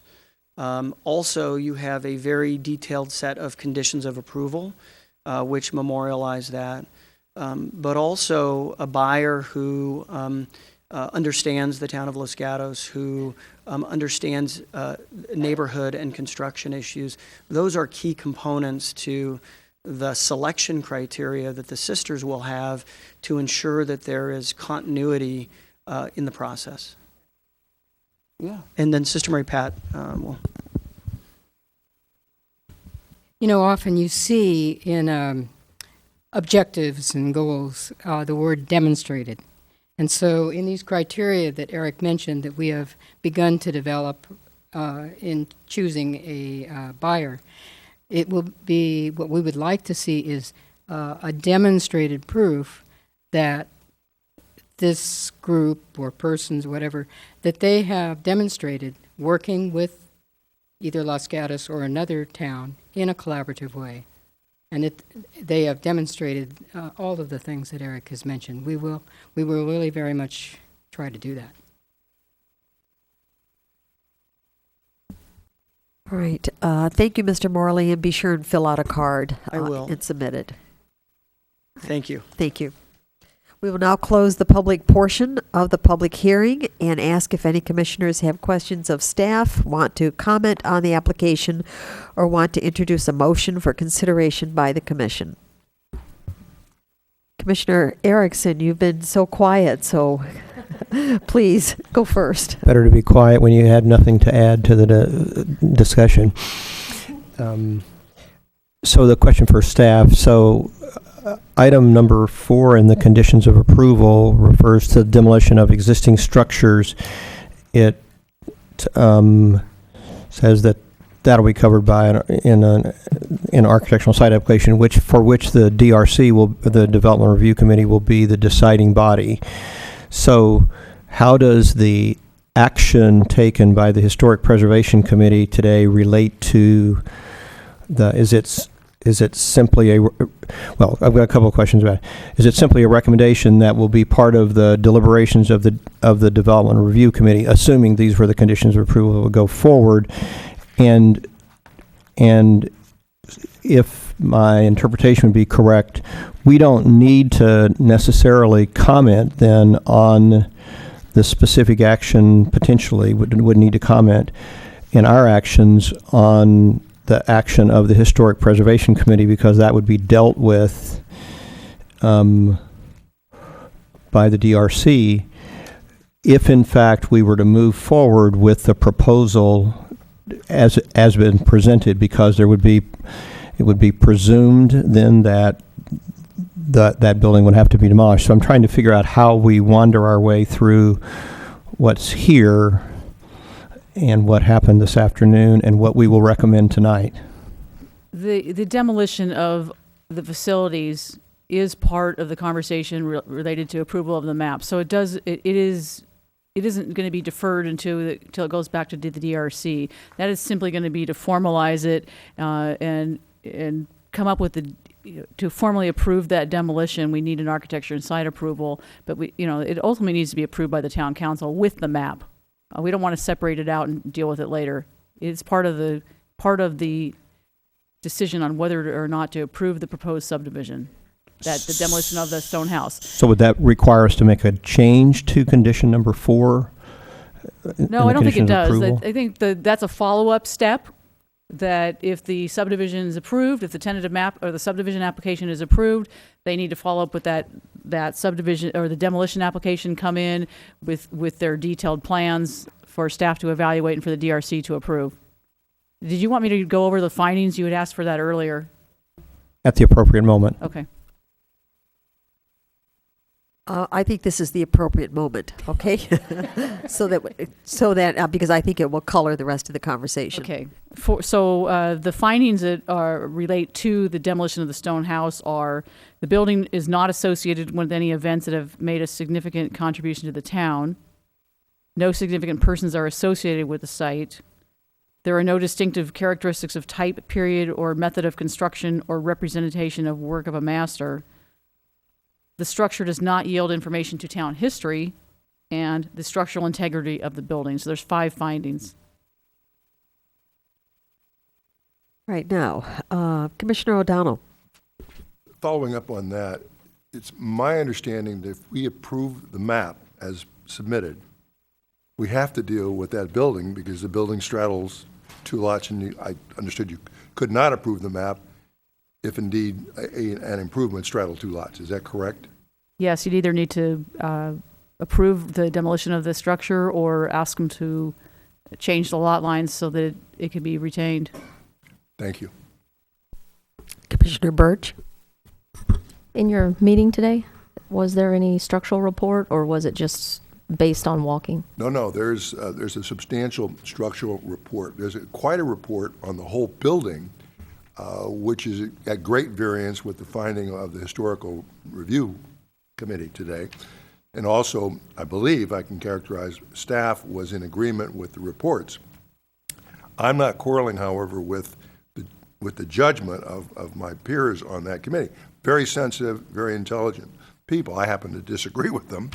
But again, I think if you look at what's in the file, and you may or may not have gotten that, but we got it. I happen to think the one area which is really open to question is the integrity of the building, because one can debate the particular architect here. I think it was a man named Clark. In any event, whoever he was of note and a distinguished architect at that time, and I think my fellow committee members focused on that. Some of the judgments are almost like looking at a painting and saying, I like that art, and somebody says, I don't like that art. But when you come down to the integrity of the building, I believe if you read that report, there is substantial evidence that the building is being supported by rotten pillars. The building is being supported by unmortared brick. It does not comply with any codes. It is presently being used for storage only. It is built exactly on a slope, which, if there's any earth movement, we may have our movement of the building we've been talking about. So there's all kinds of evidence in the record saying that the building's integrity is not good. And I can tell you the response to the committee was, well, if you spend enough money, you can make it better. And I'm not sure that's where I went south. Commissioner Bondami? In defense of the Historic Preservation Committee, they initially preferred a continuance rather than making a recommendation. They wanted to get more information. And I can certainly say, sitting here tonight, I did hear a lot of public testimony, and I received more information tonight that I think they would have liked to have heard as well. It's relevant in making a decision.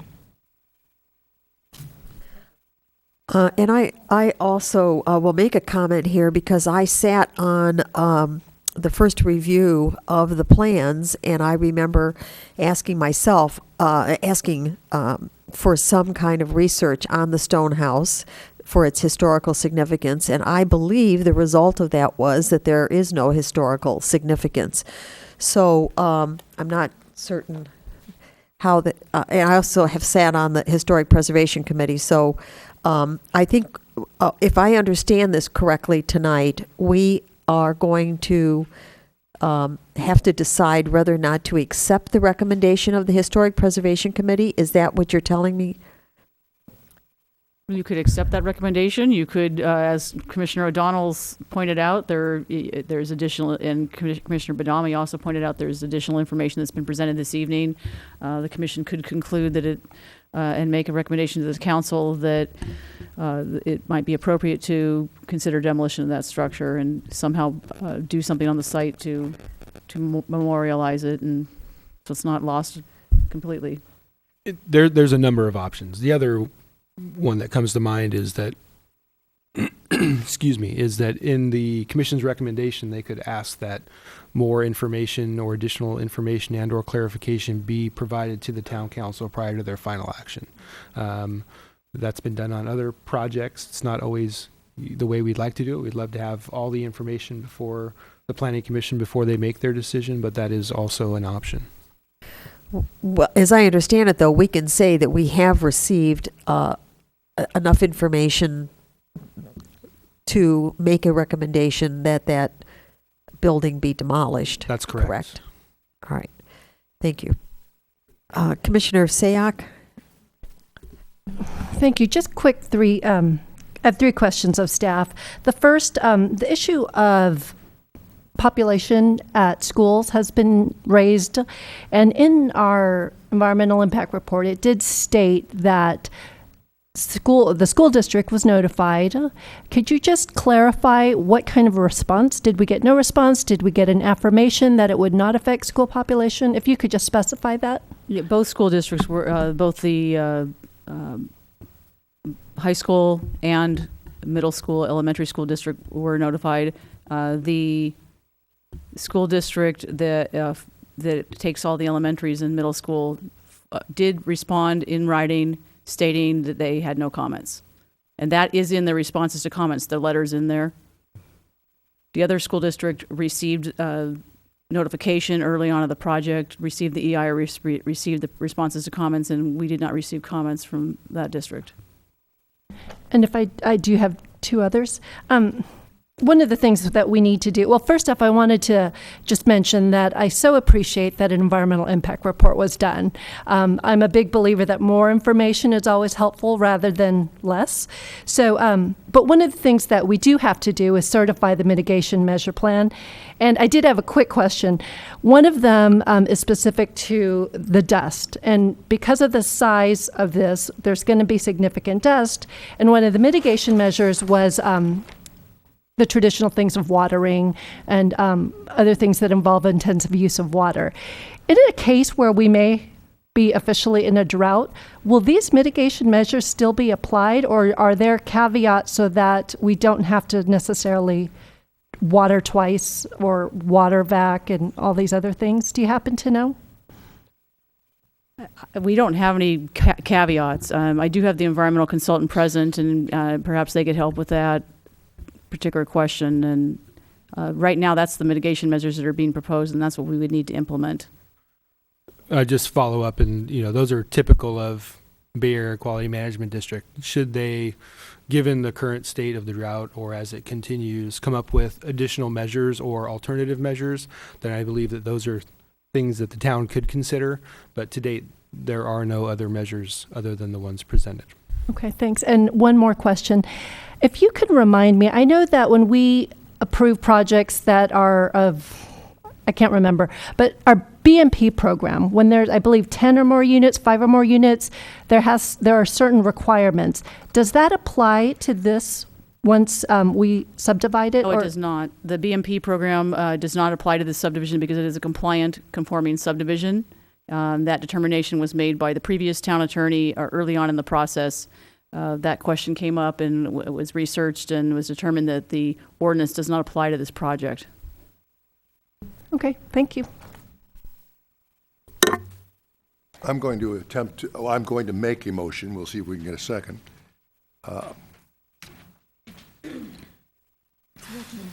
It's a recommendation, yes, and it's twofold. It's a subdivision application and the environmental impact report.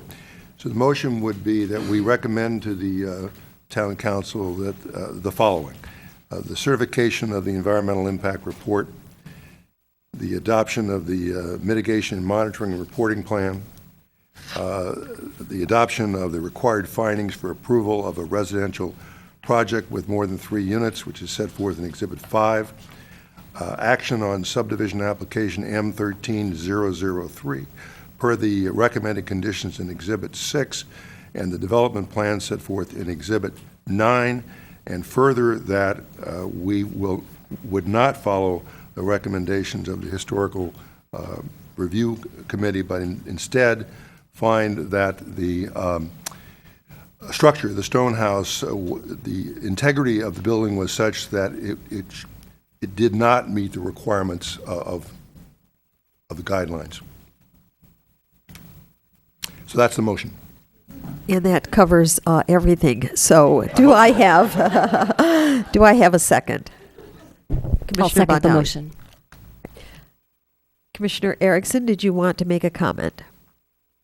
I'd just like to ask the maker of the motion and the seconder if they would consider a modification to conditional approval 70, where the hauling of the soils would be between 7 a.m. and 9 a.m. and between 2 p.m. or prohibited between 2 p.m. and 6 p.m. to address the concern which Commissioner Sayoc. Absolutely, sure. Do the second. I second it. All right, any other comments? Commissioner Telesfor. I guess I would ask the maker of the motion, and maybe it's not appropriate to put it in this motion, but that in the recommendation to council, that they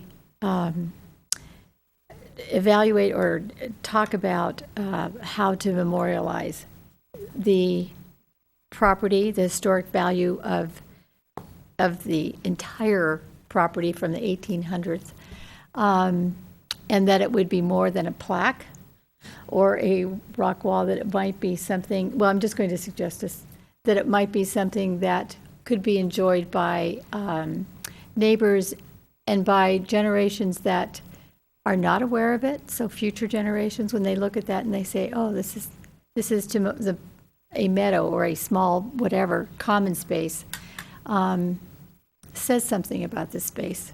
So however they want to do it. Would it satisfy you if I suggested that the motion be amended to request of the council that they consider a memorialization of the site, including the stone house, as in an appropriate manner as the council would determine? Yes, that's fine. Would the That's more than a. seconder agree with that? The seconder agrees with that. Thank you. But Commissioner O'Donnell, I need to ask you a question. Did you mean memorialization of the stone house because it's, you mean the stones from the stone house, or? No, the memorialization is really of the whole site. That is to say, its historical antecedents, which we have in the report. But secondly, the sister's occupation and use of that property for 65 or 70 years. I'm suggesting that the council do the appropriate thing. I'm not suggesting what that is. All right, what I wanted to do was to just make certain that Stonehouse is only mentioned in the context that we want it to be mentioned in, and not memorializing the Stonehouse. I agree. So, Mr. Paulson, are we clear on that part of it? Yes, we're clear, and the council will be getting verbatim minutes. All right. All right, thank you. All right, let's call for the vote then. All in favor? Aye. And that's it. It's unanimous. Thank you. Thank you, sisters, all of you.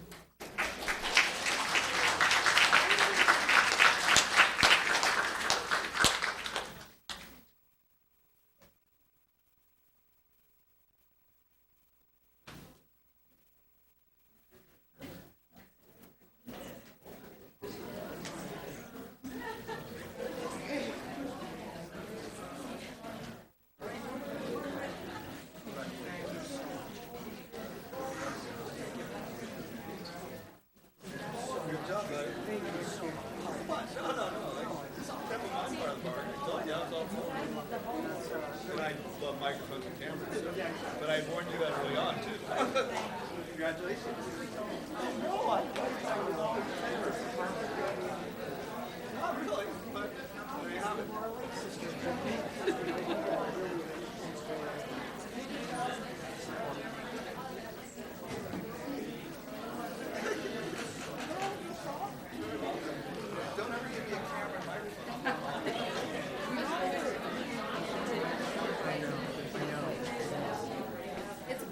It's a break. It's a break. All right, we're taking a 5-minute break.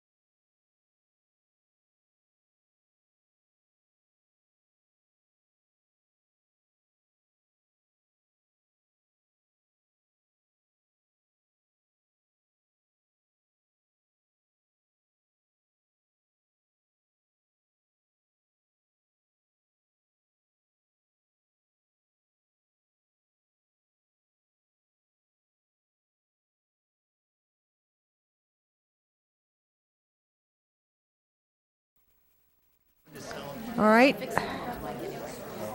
They didn't listen to us. They've given them a bunch of trees, but that's not what we recommend, but.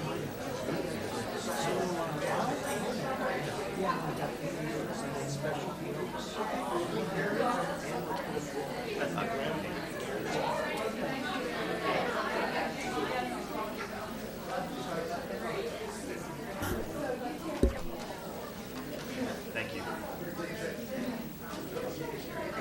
Well, I don't have anybody here to listen to this. No,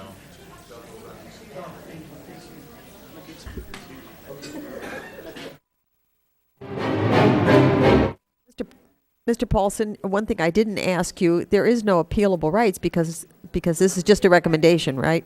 That's correct. Okay, all right. We are going to move on to agenda item number 3, which is an application for a conditional use permit U13024, requesting approval to operate a restaurant yogurt shop located at 33 East Main Street. Before the commission acts on this item, are there any disclosures from any commissioners on this item? All right, I would like to state that because of the proximity of the residents to the address of this item, I'll be recusing myself from any vote on the matter this evening. And I believe Commissioner O'Donnell, you're going to recuse yourself as well? Same project, I guess Yes, I better. correct. Yeah. So, very capable Vice Chair Birch is now going to act as chair on this matter, and Commissioner O'Donnell and I are going to leave the room until the matter is completed. 2 times in a row. All right. So, okay.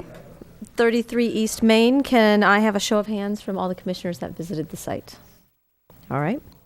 Ms. Mosley, will you give us the staff report? Yes, good evening, Commissioners. The subject site is located on the north side of East Main Street, approximately 250 feet east of Highway 17. The tenant suite has been occupied by several retail and specialty retail uses, the last being Fromage, which was a store specializing in cheese and deli items. The space prior to the earthquake in 1989 was occupied by Dolce Spazio, who relocated to their current location on North Santa Cruz Avenue after the East Main Street building was substantially damaged in the earthquake and took some time to do repairs. The applicant is requesting approval to operate a self-serve yogurt shop with indoor seating. The applicant is proposing to operate from 10 a.m. to 10 p.m. daily, Sunday through Thursday, and 10 a.m. to 10 p.m. Sunday through Thursday, and 10 a.m. to 11 p.m. on Fridays.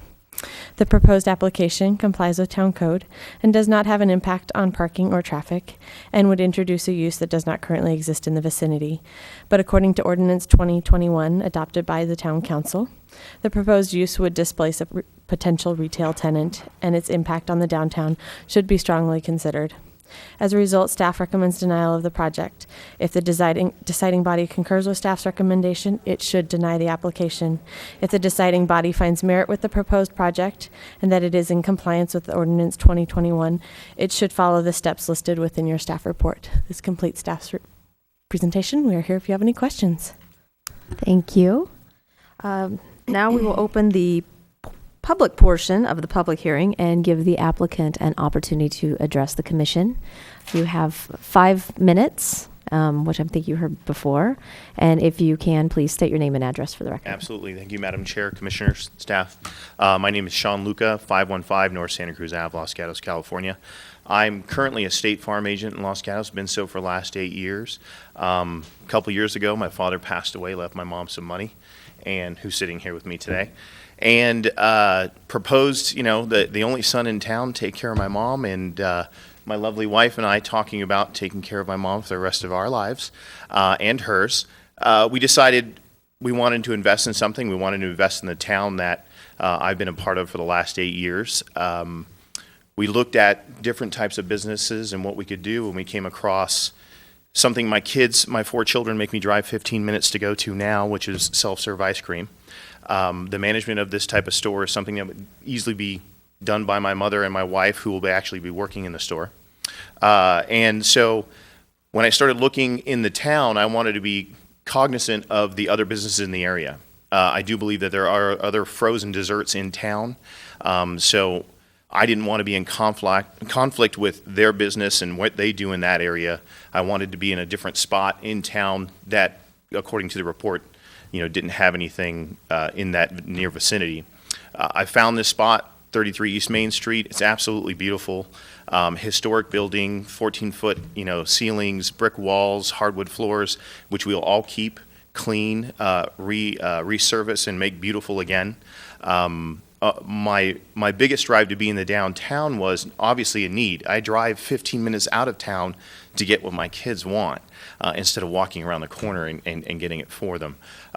As far as business impact is concerned, I really do feel that this type of business, because it really draws in the foot traffic, will not only support the other restaurants that are nearby, but the retail establishments, because my business on average is probably 80% to go. So I understand that obviously previous use, I understand the ordinance 2021, and I'm asking for an exception here to really deliver, I think, something that the town would like very much. To the point, I've actually had a petition signed. I've got 75 signatures of town folks that came by actually the front of the store. We set out the front of the store, and then we actually hit the businesses in the near vicinity and asked them specifically about ordinance 2021 and how they felt about my business and being in that part of town. I also have representation here from the building owner to talk more about the historic significance of the building and more about the history of the space if you deem you need to ask him questions about anything. All I have. Would you like to speak? Oh, yes, ma'am. So we do have a lot of yogurt and ice cream stores in town. Yes, ma'am. And they're pretty much everywhere. And true, they're not on that particular part of Main Street. But what is it about your yogurt store that's different than the other yogurt stores? Absolutely. Besides location. Self-serve is probably the main thing. And Can you explain that, please? Absolutely. Self-serve is, again, what my children make me drive for. Why? My children get to do it themselves. That's what they love. Do they like yogurt more than ice cream? Absolutely not. You walk up to the machine, you grab a cup, a really large 15-ounce cup, you put as much yogurt as you want in or as little as you want, the different flavors, 10 different flavors that you can choose from. You go to a toppings bar, refrigerated toppings bar, put the whatever toppings you want on. Unfortunately, my kids like more toppings than they do yogurt. And then you bring it to a scale. It's weighed. We charge 40 cents, 45 cents, 35 cents an ounce, which will, of course, be posted so the consumer knows what they're getting. And then they pay for that. My experience has been the older business model, the over-the-counter, I'm going to serve it for you, you're going to tell me what you want and I'll serve it for you. As a mother with 4 children can attest, when you walk in, it's kind of a stressful environment because you're trying to make certain they're all appeased while you're getting one person handled at a time. The self-serve model allows folks to come in, get what they want, exactly what they want, and out the door very quickly. So the impact of being stuck in a store per se, that traffic that we quite often see in Los Gatos because of the small stores, will hopefully be mitigated because of the type of business model. Did I answer your question? Oh, sorry, Russell. I wondered if, let me ask the second Absolutely. or amendment to that question. How is the yogurt itself, the food, different than other yogurts, or is it? You know what? It really is not. It's more the delivery method than the actual yogurt itself. Besides having more options and more flavors that we would deliver, because we would be solely focused on the self-serve frozen yogurt, we wouldn't be selling other items. Our focus would be delivering that product. Commissioner Erickson? If we were to place a restriction that all of the yogurt could not, what you served could not be eaten on the premises, would that be an acceptable limitation for you? Absolutely. The reality is the to-go business nature of my business, most folks will take it with them. Most folks will grab it in the cup because it's not served in a cone. It's a cup and a spoon, and they're going to take it with them and go shopping and walk the town like most folks So do. let me be clear, you would have no seats, we wouldn't allow people to eat on the premises. The reality is we have 12 seats, which is a minimum in any case, and really it's for parking. And what I mean by that is you're really going to come in, park, have the kids get what they want, and then really kind of pick back up and go.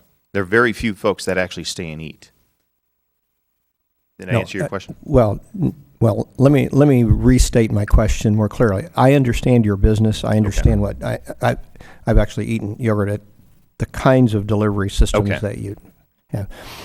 But my question is, would it be acceptable if all of the yogurt had to be eaten off the premises and there were no seats? I'm not talking about the calculation of parking requirements. No seats on premises.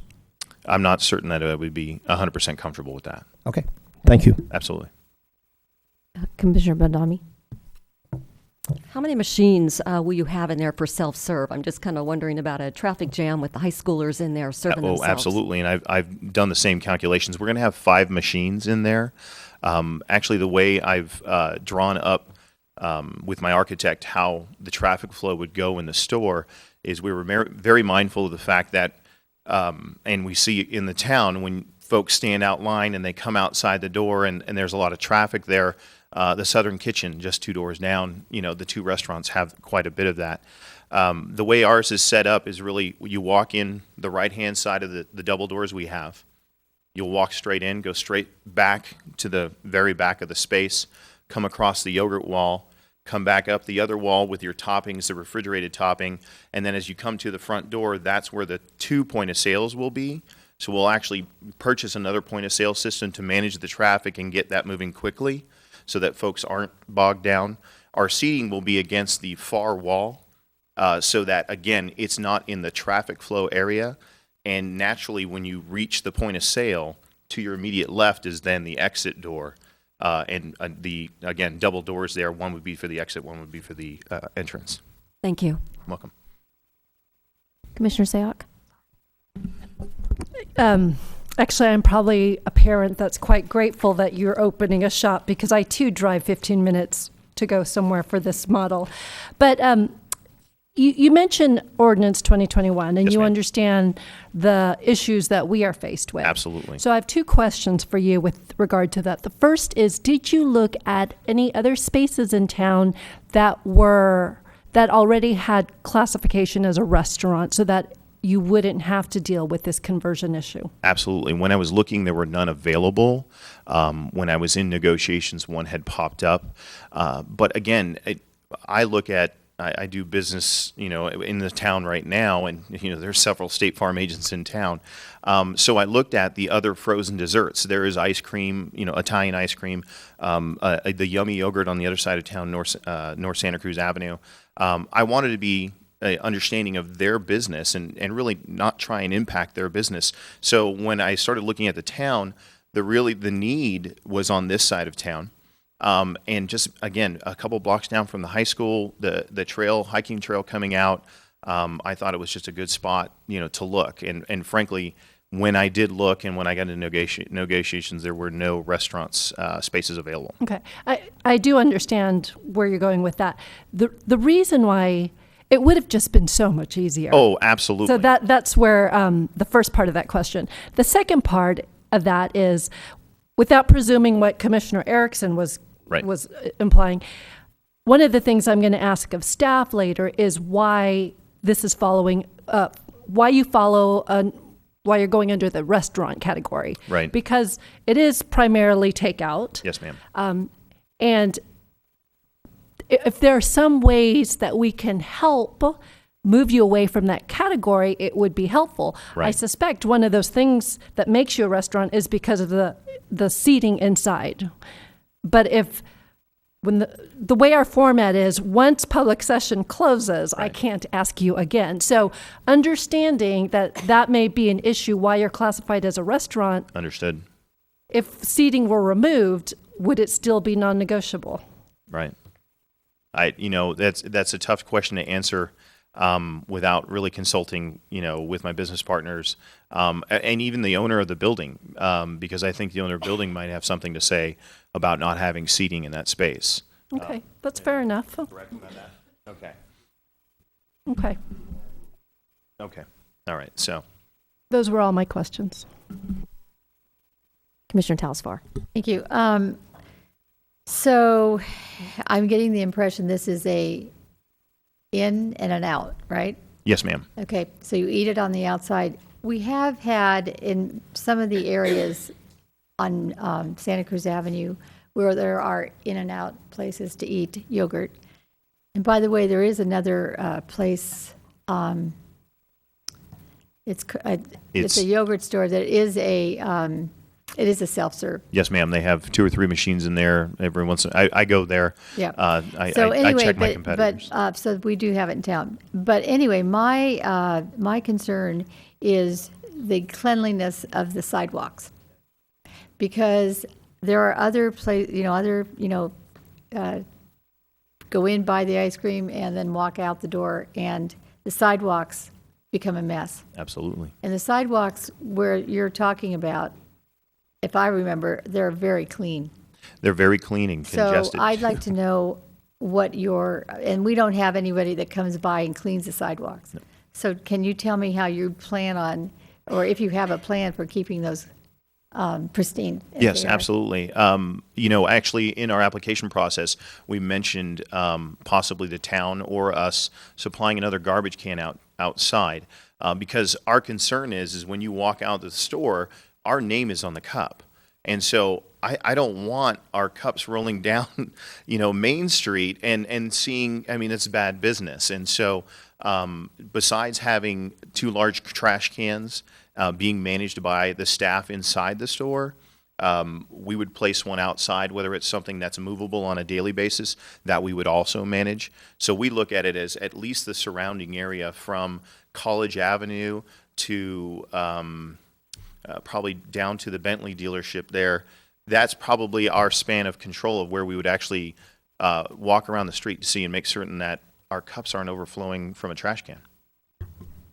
Besides the cups, I'm also referring to sticky ice cream yogurt, rather, that melts and it's on the sidewalk and people walk on it. And that's what I'm referring to. Okay. Well, the cleanliness for us is a big deal, because there was actually a self-serve a franchise here a couple of years ago that had failed. And I looked into the history of that and why it was, and it was because the smell inside the store, the cleanliness of the store. So when I actually researched this business model, I found out why the stores fail. And really, it's unbelievable to me. Cleanliness was the first one, but customer service in a self-serve frozen yogurt store. So for us, really just keeping the store itself clean, the surrounding areas clean. If we see a mess out front, we'd mop it up like we would in our store. Absolutely. Absolutely. Any other questions? All right. So now we invite, thank you. Absolutely. Thank you. Now we invite comments from members of the public. If you have not filled out a speaker card and you would like to speak, please do so. They're in the back of the benches. When you are called to speak, you have 3 minutes. And again, please speak clearly into microphone and state your name and address. I will first call Anthony Karen. Just getting out of hip surgery. Oh, I'm so sorry. I'm an attorney for the property owner, East Main Investments, and Peter Hoffman, who's also a resident, a longtime resident in Los Gatos as well. He's out of town or he'd be here. Taking my presentation out of order real quickly, we have a condition in the lease that's going to require the commissioner's concerns about cleanliness in the front of the store, and we'll be monitoring that as property owners. And so there's a secondary set of eyes looking at that issue at all times. Peter's very picky about the presentation of that building. It's set forth in our letter of justification. This particular space, since Peter bought the property from Todd Hill in 2009, has been extremely difficult to keep in good stead. We inherited a wedding dress shop as the tenant that predated our purchase. Didn't work well. What ends up happening is we defer rent to try to help them survive. Another 3-4 months goes by. They can't pay the deferral. They can't survive, period. The next thing you know, we're out of pocket 6 months of rent. Then we sit down and usually negotiate a deal for them to exit gracefully so we don't have to go through the unlawful detainer process. The building gets empty. We engage real estate agents. We now have Bob Shepard at Collier's working for us. He's really good. And Bob brought numerous presentations to us that were more extensive restaurant-oriented businesses that we didn't think would survive the CUP process. And no retail business was presented to us in over 4 years. Essentially, this space has been empty for all practical purposes for 4 years, because after the La Fromage cheese shop came in, that's the model of tenant we're getting now. No experience, no finances. They go in with a wing and a prayer. They really don't know what they're doing. We sit back and go, oh, well, it's better than it being empty. Turns out it's better for us net that it stay empty. The Fromage folks, they fall on their sword within 6 months. Basically, they only paid us rent for 2 months, and we pay the commission. Now it's empty again. It's a black hole for Peter. We don't expect, based on Peter Hoffman's work with Bob Shepard, that we're ever going to get a presentable retail tenant there. The Dolce yogurt place and gelato was there for almost 10 years before the earthquake. What did they do? They sold ice cream. That space has the DNA for a yogurt presentation. We respectfully ask the commission to approve the application. It's a healthy product for the kids in high school. It's going to increase foot traffic. It's going to help the other retail tenants in the area, and it's going to be a positive influence on that area of town. And I open myself for questions. Thank you. Anyone have any questions for? Okay. Thank you. Thank you very much. Normally at this time, we would offer the applicant another 3 minutes to respond to any comments. If you have anything else you would like to state at this time, you certainly can. Just back to the seating that you asked before. The reality is I know from a business model that while they probably won't sit there and eat, they'll probably park. So we're going to need some seating of some sort. I believe the application was approved for 12, 14 for the miscalculation. We planned on having 3 tables and 4 sets of chairs in there to kind of accommodate that. And really, like I said, keep it at a minimum, keep the traffic open so that it doesn't get, 2:30, 3 o'clock when those high schoolers come out of there, it's not a mad rush and you can't even walk by the street. But in order to really serve our customers correctly, I see the families, on the trails with their kids on the bikes and the carriers, looking for a place to put them while they're getting their yogurt, and being able to sit down and do that. Unfortunately, I don't see how really our business would really help our customers by taking all the seating out. Okay, thank you so much. Any further questions for the applicant? Okay, at this time, we're going to close the public speaking portion and see if any of the commissioners have any questions of staff. Commissioner Erickson? So, question of staff, if the recent answer of the applicant aside for the moment, if in fact a limitation was placed on a business of this nature that it all had to be take out, does that meet the intent, in your opinion, of Ordinance 2021? I'm going to speak to another offshoot of that I think is going to get to your point a little better. The town does have a policy adopted by the council regarding the definition, the difference between specialty retail, which is what Fromage was, versus a restaurant, which is they toe the line on this one because they are not serving prepackaged items. So the seating is an element that comes with it already being considered a restaurant by town policy. And so the seating helps us keep track of the parking associated with this tenant suite, which is why instead of it being 12, we upped it to 14 in the conditions, because that helps us keep track of how much is associated with them. As far you could, if it helps you get to the findings to say that it complies with Ordinance 2021, although the applicant doesn't sound like they would like to remove the seating, it doesn't change the definition of it being a restaurant from the town standpoint. So just let me follow it to be sure I'm clear what you're saying. So it's not about where what is being sold is eaten, it's about what is being sold. Correct. Okay, thank you. Commissioner Sayoc.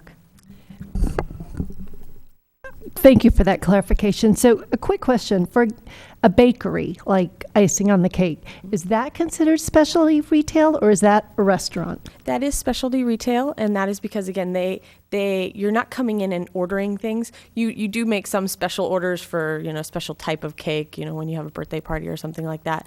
But 99% of theirs is all pre-made items that they bake every day, and you pick those up. They're already pre-made, they're already packaged. So it's the pre-packaged, pre-made, which makes this a definition.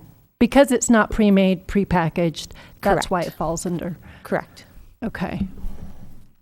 Commissioner Talsfor. Yeah, isn't that definition though also, isn't it expanded to specialty because it also actually sells items that are not edible? It sells cards, it sells dishes, it sells, lots of party things. The specialty retail definition in town code does define that to include bakeries. Bakeries is included in specialty retail definition. Just by itself? Correct. Interesting. Although, okay. There are other types that are specialty retail, but generally that specialty retail does refer to food-related sales that are not restaurant. Commissioner Erickson. I will move to deny conditional use permit U-13-24 on the basis that it is in conflict with Ordinance 2021, reluctantly. Do we have a second? I will second that, and it I was on the fence about this. There's a lot of conflict within me with this decision, but I'm thinking that to turn that entire building into restaurants is almost at a tipping point for the enjoyment of people also not the enjoyment, but for the encouragement of perhaps a small retail space to come in. There are some that do make it. They have to be the right ones. And I have to consider that there is a large space across the street from this area that could go either way too. And I would hate to think that that would not be retail, because it's a nice large space that could actually house a very substantial retail business. And that's what I think we're here to encourage. Although I think the yogurt somewhere over there would be amazing, I just can't see this going to one whole plot. So for that reason, I'm going to support, and also the fact that it is something that does not comply with our town code. All right, we have a motion by Commissioner Erickson and a second by Talasfori. All in favor? Okay, it's unanimous. Mr. Paulson, are there appeal rights? There are appeal rights. So anyone that's not satisfied with the decision of the Planning Commission can appeal that decision to the Town Council. The forms are available in the Clerk's Department. The appeal must be filed within 10 days, and there is a fee for filing the appeal. All right, we will now call back Commissioner O'Donnell and Chair Smith. Oh yeah, we'll take a quick recess.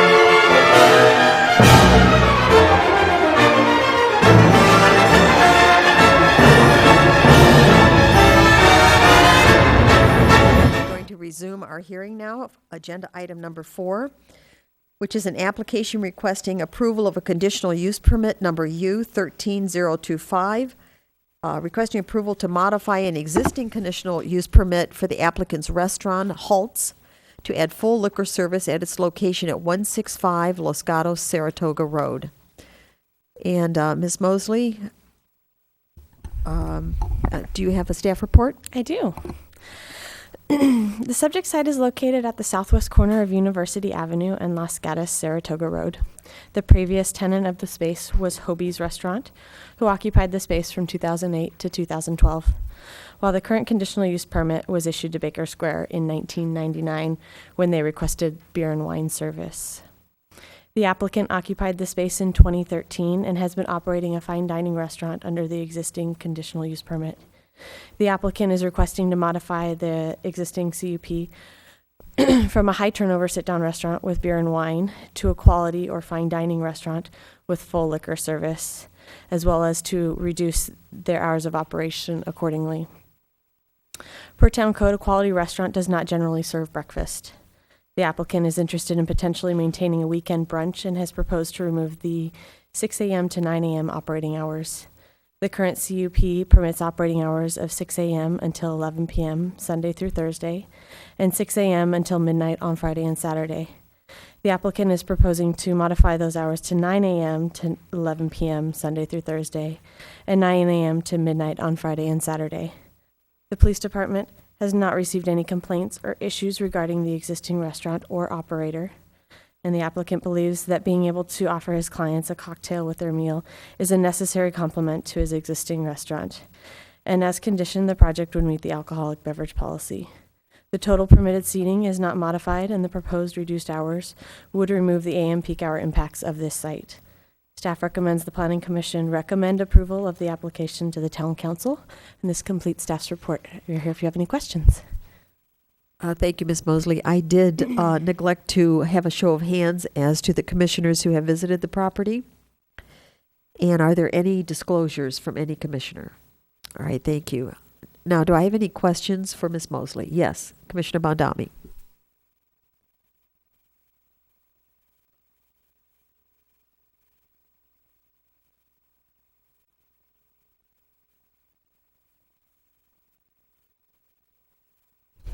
I did notice that typo this afternoon when I was putting that together. They were originally considering the 10 a.m., but then they decided just to give them a little bit more flexibility in the future that they chose to stick with the 9 a.m. Okay, thank you. I just realized I didn't have my microphone on, so hopefully the television guy got. Thank you. Commissioner Talasfor. Yep. The 6 a.m., were they open for service at 6 a.m.? The current tenant was not. The current conditional use permit was for a use that generally served breakfast. I see. So it's not this tenant, it was the previous one. Correct. Thank The you. current CP was issued for Baker Square. Thank you. All right. We're now going to open the public portion of the public hearing and give the applicant an opportunity to address the commission for up to 5 minutes. And sir, I do not have a card for you, but I'll assume you are Mr. Holt. All right. If you could step forward to the podium or to the dais lectern. There we go. And know that you have 5 minutes when the yellow light comes on. It means you're down to 30 seconds. And also, before you leave today, we need for you to complete a yellow card. Thank you. Please proceed. I wasn't sure if that was the case. I'm sorry. This is the first time I do anything like this, and I'm very nervous, so if my English is a little off, I do apologize in advance. This is my wife, Sarah Chapman. Used to be Sarah Chapman, now Sarah Holt.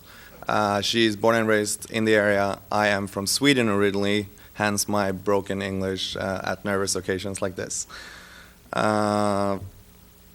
We moved here about a year ago, and we were looking for the future, what we wanted to do together.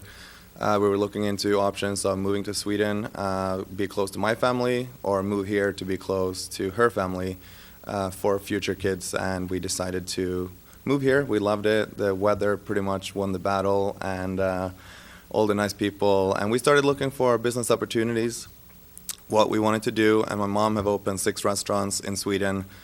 It's always been a passion of mine to run a really amazing dinner experience, and we started looking at different projects, and we looked actually at very close to that yogurt shop we looked earlier, where Spinello's is now. And it was a little too small, and we walked towards our house where Versona Lake is, and I said, we want something like this, a little bit bigger. It's kind of old, and there's a lot of potential to make a big impression where people, wow, you get the wow factor, and you get a good start because of that. So 2 weeks after that, it became available, and I told my wife, we need to try and do this. And she was like, you're crazy, it's too big, we can't do it. And then I was trying to convince her. I was working extremely hard. I was very serious about it, and I finally convinced her. So to be able to give people the experience that I want to do at my restaurant, we have to pretty much be able to offer the same thing as the other restaurant, Manresa, Sinsin, Forbes Mill, to be able to have a drink before dinner. It's a part of a fine dining experience, in my opinion, and that is why we want to upgrade that license. And yeah, that's pretty much it. I'm sorry if I'm only talking for 2 minutes, but. Are there any questions for Mr. Holt? Commissioner Telesfor. Thank you, Mr. Holt. I have actually dined at your restaurant, but I have to ask you, what have been the biggest challenges for you in establishing your restaurant? There has been some challenges with people in the very beginning. They come and they expect pancakes for $9, and we offer a completely different cuisine with farm-to-table concept, local ingredients. We have a Michelin star chef. And they come and they sit down, and they don't really realize that it's a completely different restaurant concept, everything, and they order something, and then they get a bill, and they're like, wait, that was not a $9 pancake, and they kind of like, oh, it's really funny to watch. It was really big problem, to be honest, in the beginning. But now people have definitely accepted everything, and we get really amazing feedback from the town. And it's really fun to really watch the progress of how everything is kind of turning upwards and becoming like a hot spot, and people are talking about it. The only thing that people are mentioning is, when are you getting your liquor license?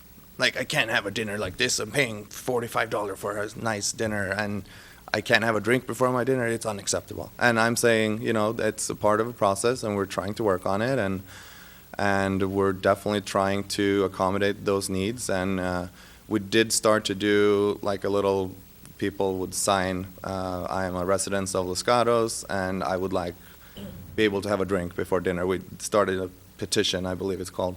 And we stopped a week in because we had 700 of signatures. People almost every single guest that came in signed it, and we just decided that we could wait with that a little bit. So here we are today, and. So I'm to understand that communication of the change in restaurant was a very big challenge, and now the second one is being able to offer the alcohol people are asking for. I guess you could say that. Well, that's what I heard you say. I didn't. Yeah, but that is my interpretation of how the business. And just a follow-up question. And where, may I ask you? You talk about farm to table. Where do you source your ingredients? We have a lot of different suppliers. We work with the local farmers market here in Los Gatos, in Campbell, trying to get different connections and ins, people that have possibilities and give us the supplies that we want, as much as we need, because we sell a lot. We work with the guy, Dan Fleischman, the guy who opened Manresa's farm back in the days. Now he has his own organic pork up in the Santa Cruz Mountain. Okay. We get all our pork from him. He brings literally an entire animal, and we take care of every single piece of it, make our own sausage, make our own everything that you can use of that animal. And same thing with the perishables, the vegetables, the fruits. We try and find it as close as possible to us. Sustainability is something my chef is really concerned about. He wants everything to be as close as possible to the restaurant, not using the big chain, getting products that have been what's the word? When they shoot it with hormones and they do all these things to it. It's natural, fresh quality. That's what he is really focusing on, and I love that concept, and I think it really fits Los Gatos' clientele, and from what we've seen so far, they really like it, so it's very exciting. Okay, thank you. Commissioner Bondami.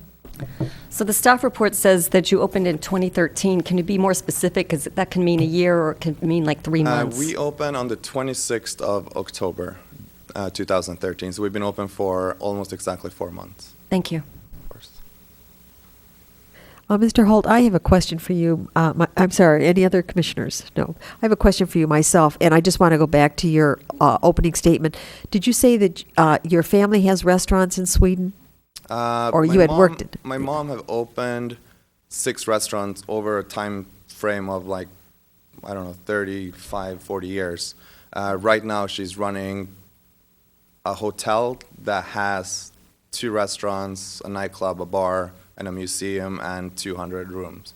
And that was, one of those restaurants was her concept, which is kind of a funny one. It's an Irish sports bar, which is so strange that my mom would come up with that. I only asked that question because you do seem to understand the restaurant business very well, so that's why I was asking the question, just to confirm in my mind that you do appear to have a lot of knowledge about it. When and if we send this on to the town council then, because that's where it needs to go, because it involves alcohol, do you then apply for your full-service alcohol license, or are you in the process of doing that now and it's awaiting the approval of the town council? The way I got it explained, I've done a lot of research trying to reach out to smart people that have experience with this, and the answer I've been getting is that the best way to do it, to not make it take forever, is to do it simultaneously.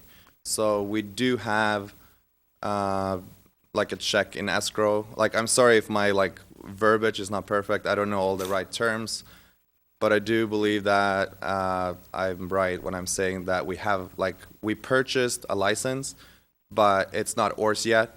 We have money in escrow waiting for ABC to approve it, but I think ABC needs the town to approve it first, or something like that.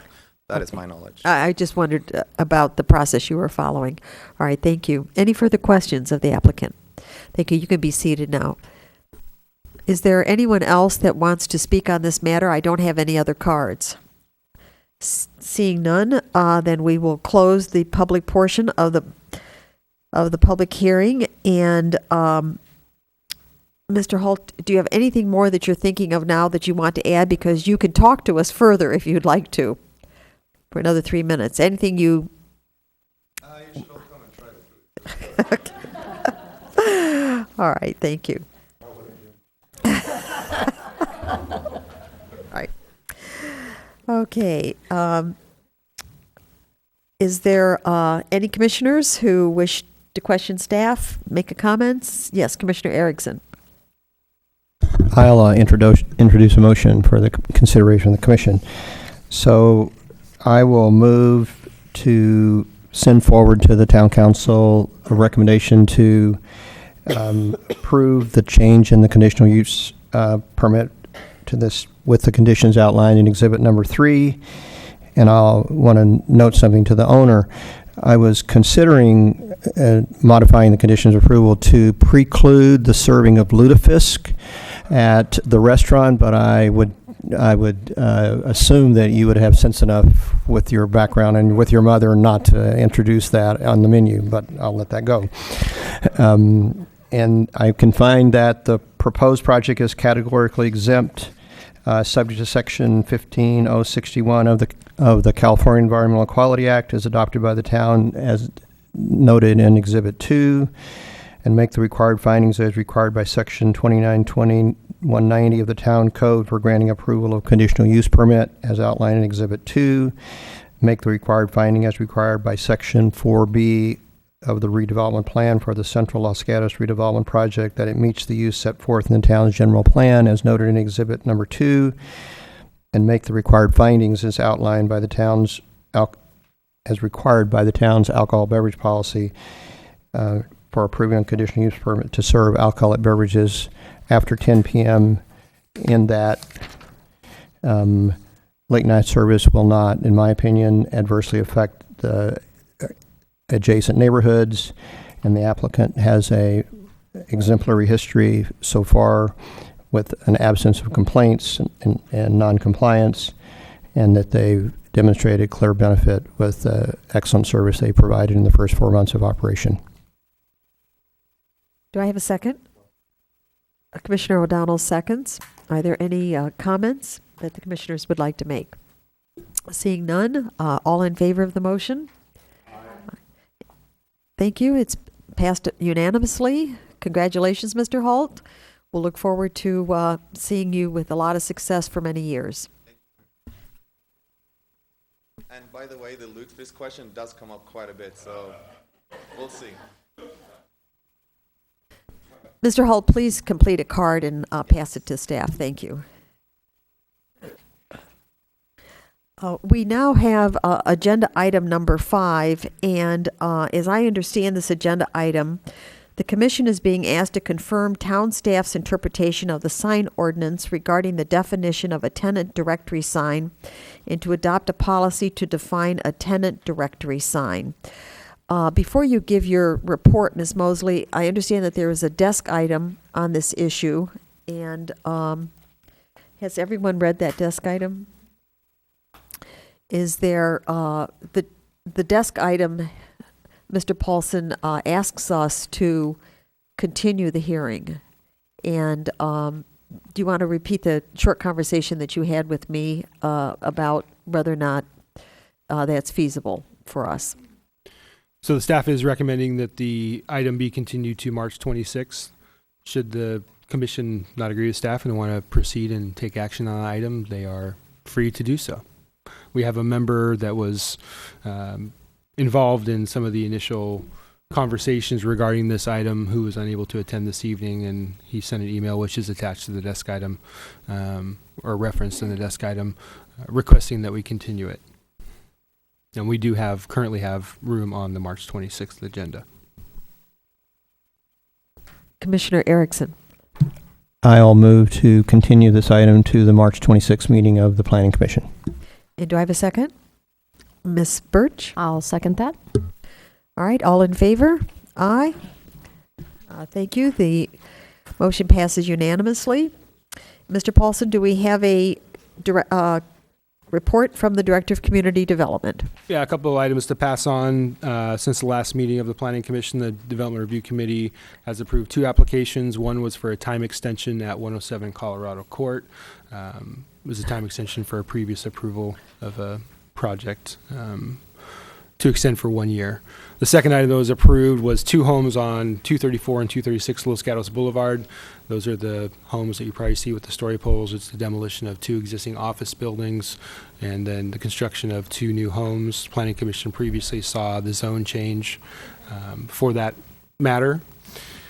Additionally, the council met on the 18th and they further discussed the CUP complaint process, and they followed the direction of staff for 3 items, which was to provide additional information on the modification and revocation process for CUPs on the town's website to make it more easily accessible for citizens, and to confirm that when a CUP comes up for evaluation, that there is not a limited scope. It's a de novo hearing, and so any and all matters relating to that CUP are up for discussion, and that the Planning Commission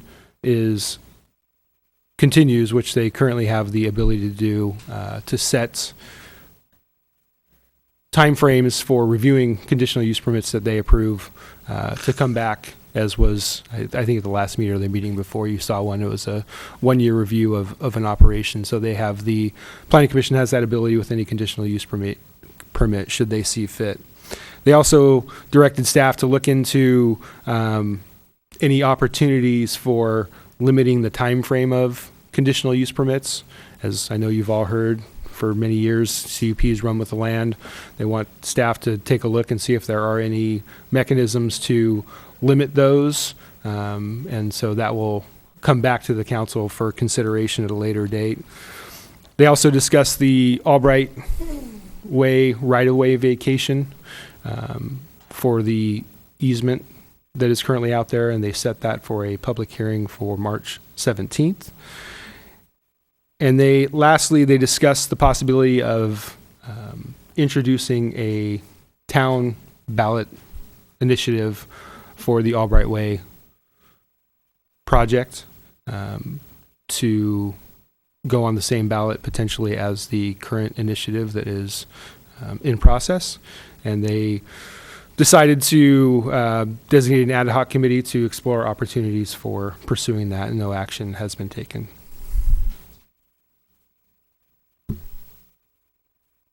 Commissioner Erickson. Thank you, Mr. Paulson. Has the mayor decided who's on the ad hoc committee? The mayor has decided who's on the ad hoc committee, and that would be the mayor and Councilwoman Spector. Yes, Commissioner O'Donnell. I may have missed this. My understanding was that staff had been asked by the council to prepare some kind of statement contrasting the present ballot measure to the granted zoning. Has that been done? Sorry, that was at a previous hearing, but yes, they requested, ordered a what's called a 9212 report to look at a factual comparison between the two, the previously approved project and the initiative that is currently in process and going back to them March 3rd. Commissioner Sayak. I'm sorry, it just occurred to me, those two people that just left, were they waiting for this agenda item 5? They were. We informed them that we were requesting that it be continued, but we couldn't confirm 100% until it took action. It happened at such a late date. Typically, we find out about this before, and so it's a non-issue. But they were. Yeah, and I guess I should have been more diligent in that. It would have been helpful to know there were people in the audience that were waiting for this. I should have asked, but I feel bad now. And staff should have probably pointed that out because we were aware. Are they aware of the new date? Okay. Thank you. And they were aware. Staff spoke with them previously and informed them that the potential that the commission could continue it was likely, and that most likely it would be heard on the March 26th agenda, but they did stay just in case. So just 2 requests in the future, and I will make sure that I learned from that mistake. Please let us know if someone is in attendance. And the second is, if for some reason they can't make March 26th, could you follow up and get written comments so that we are aware of what their issues are? I feel horrible. Yes, I have their business cards, but they do plan on attending the March 26th meeting. And Mr. Paulson, as I have thought this through myself, wondering about the people who were left in the audience and what they were here for, we probably could have adjusted that agenda item and taken it earlier. That's correct. As I said, that's staff's mistake. Should have brought that up. Okay. All right. Fine. So we'll take care of that in the future. Then we know. All right. Thank you. Do any members of the commission have an issue to bring to the attention of the commission? No? Seeing none, this meeting is adjourned.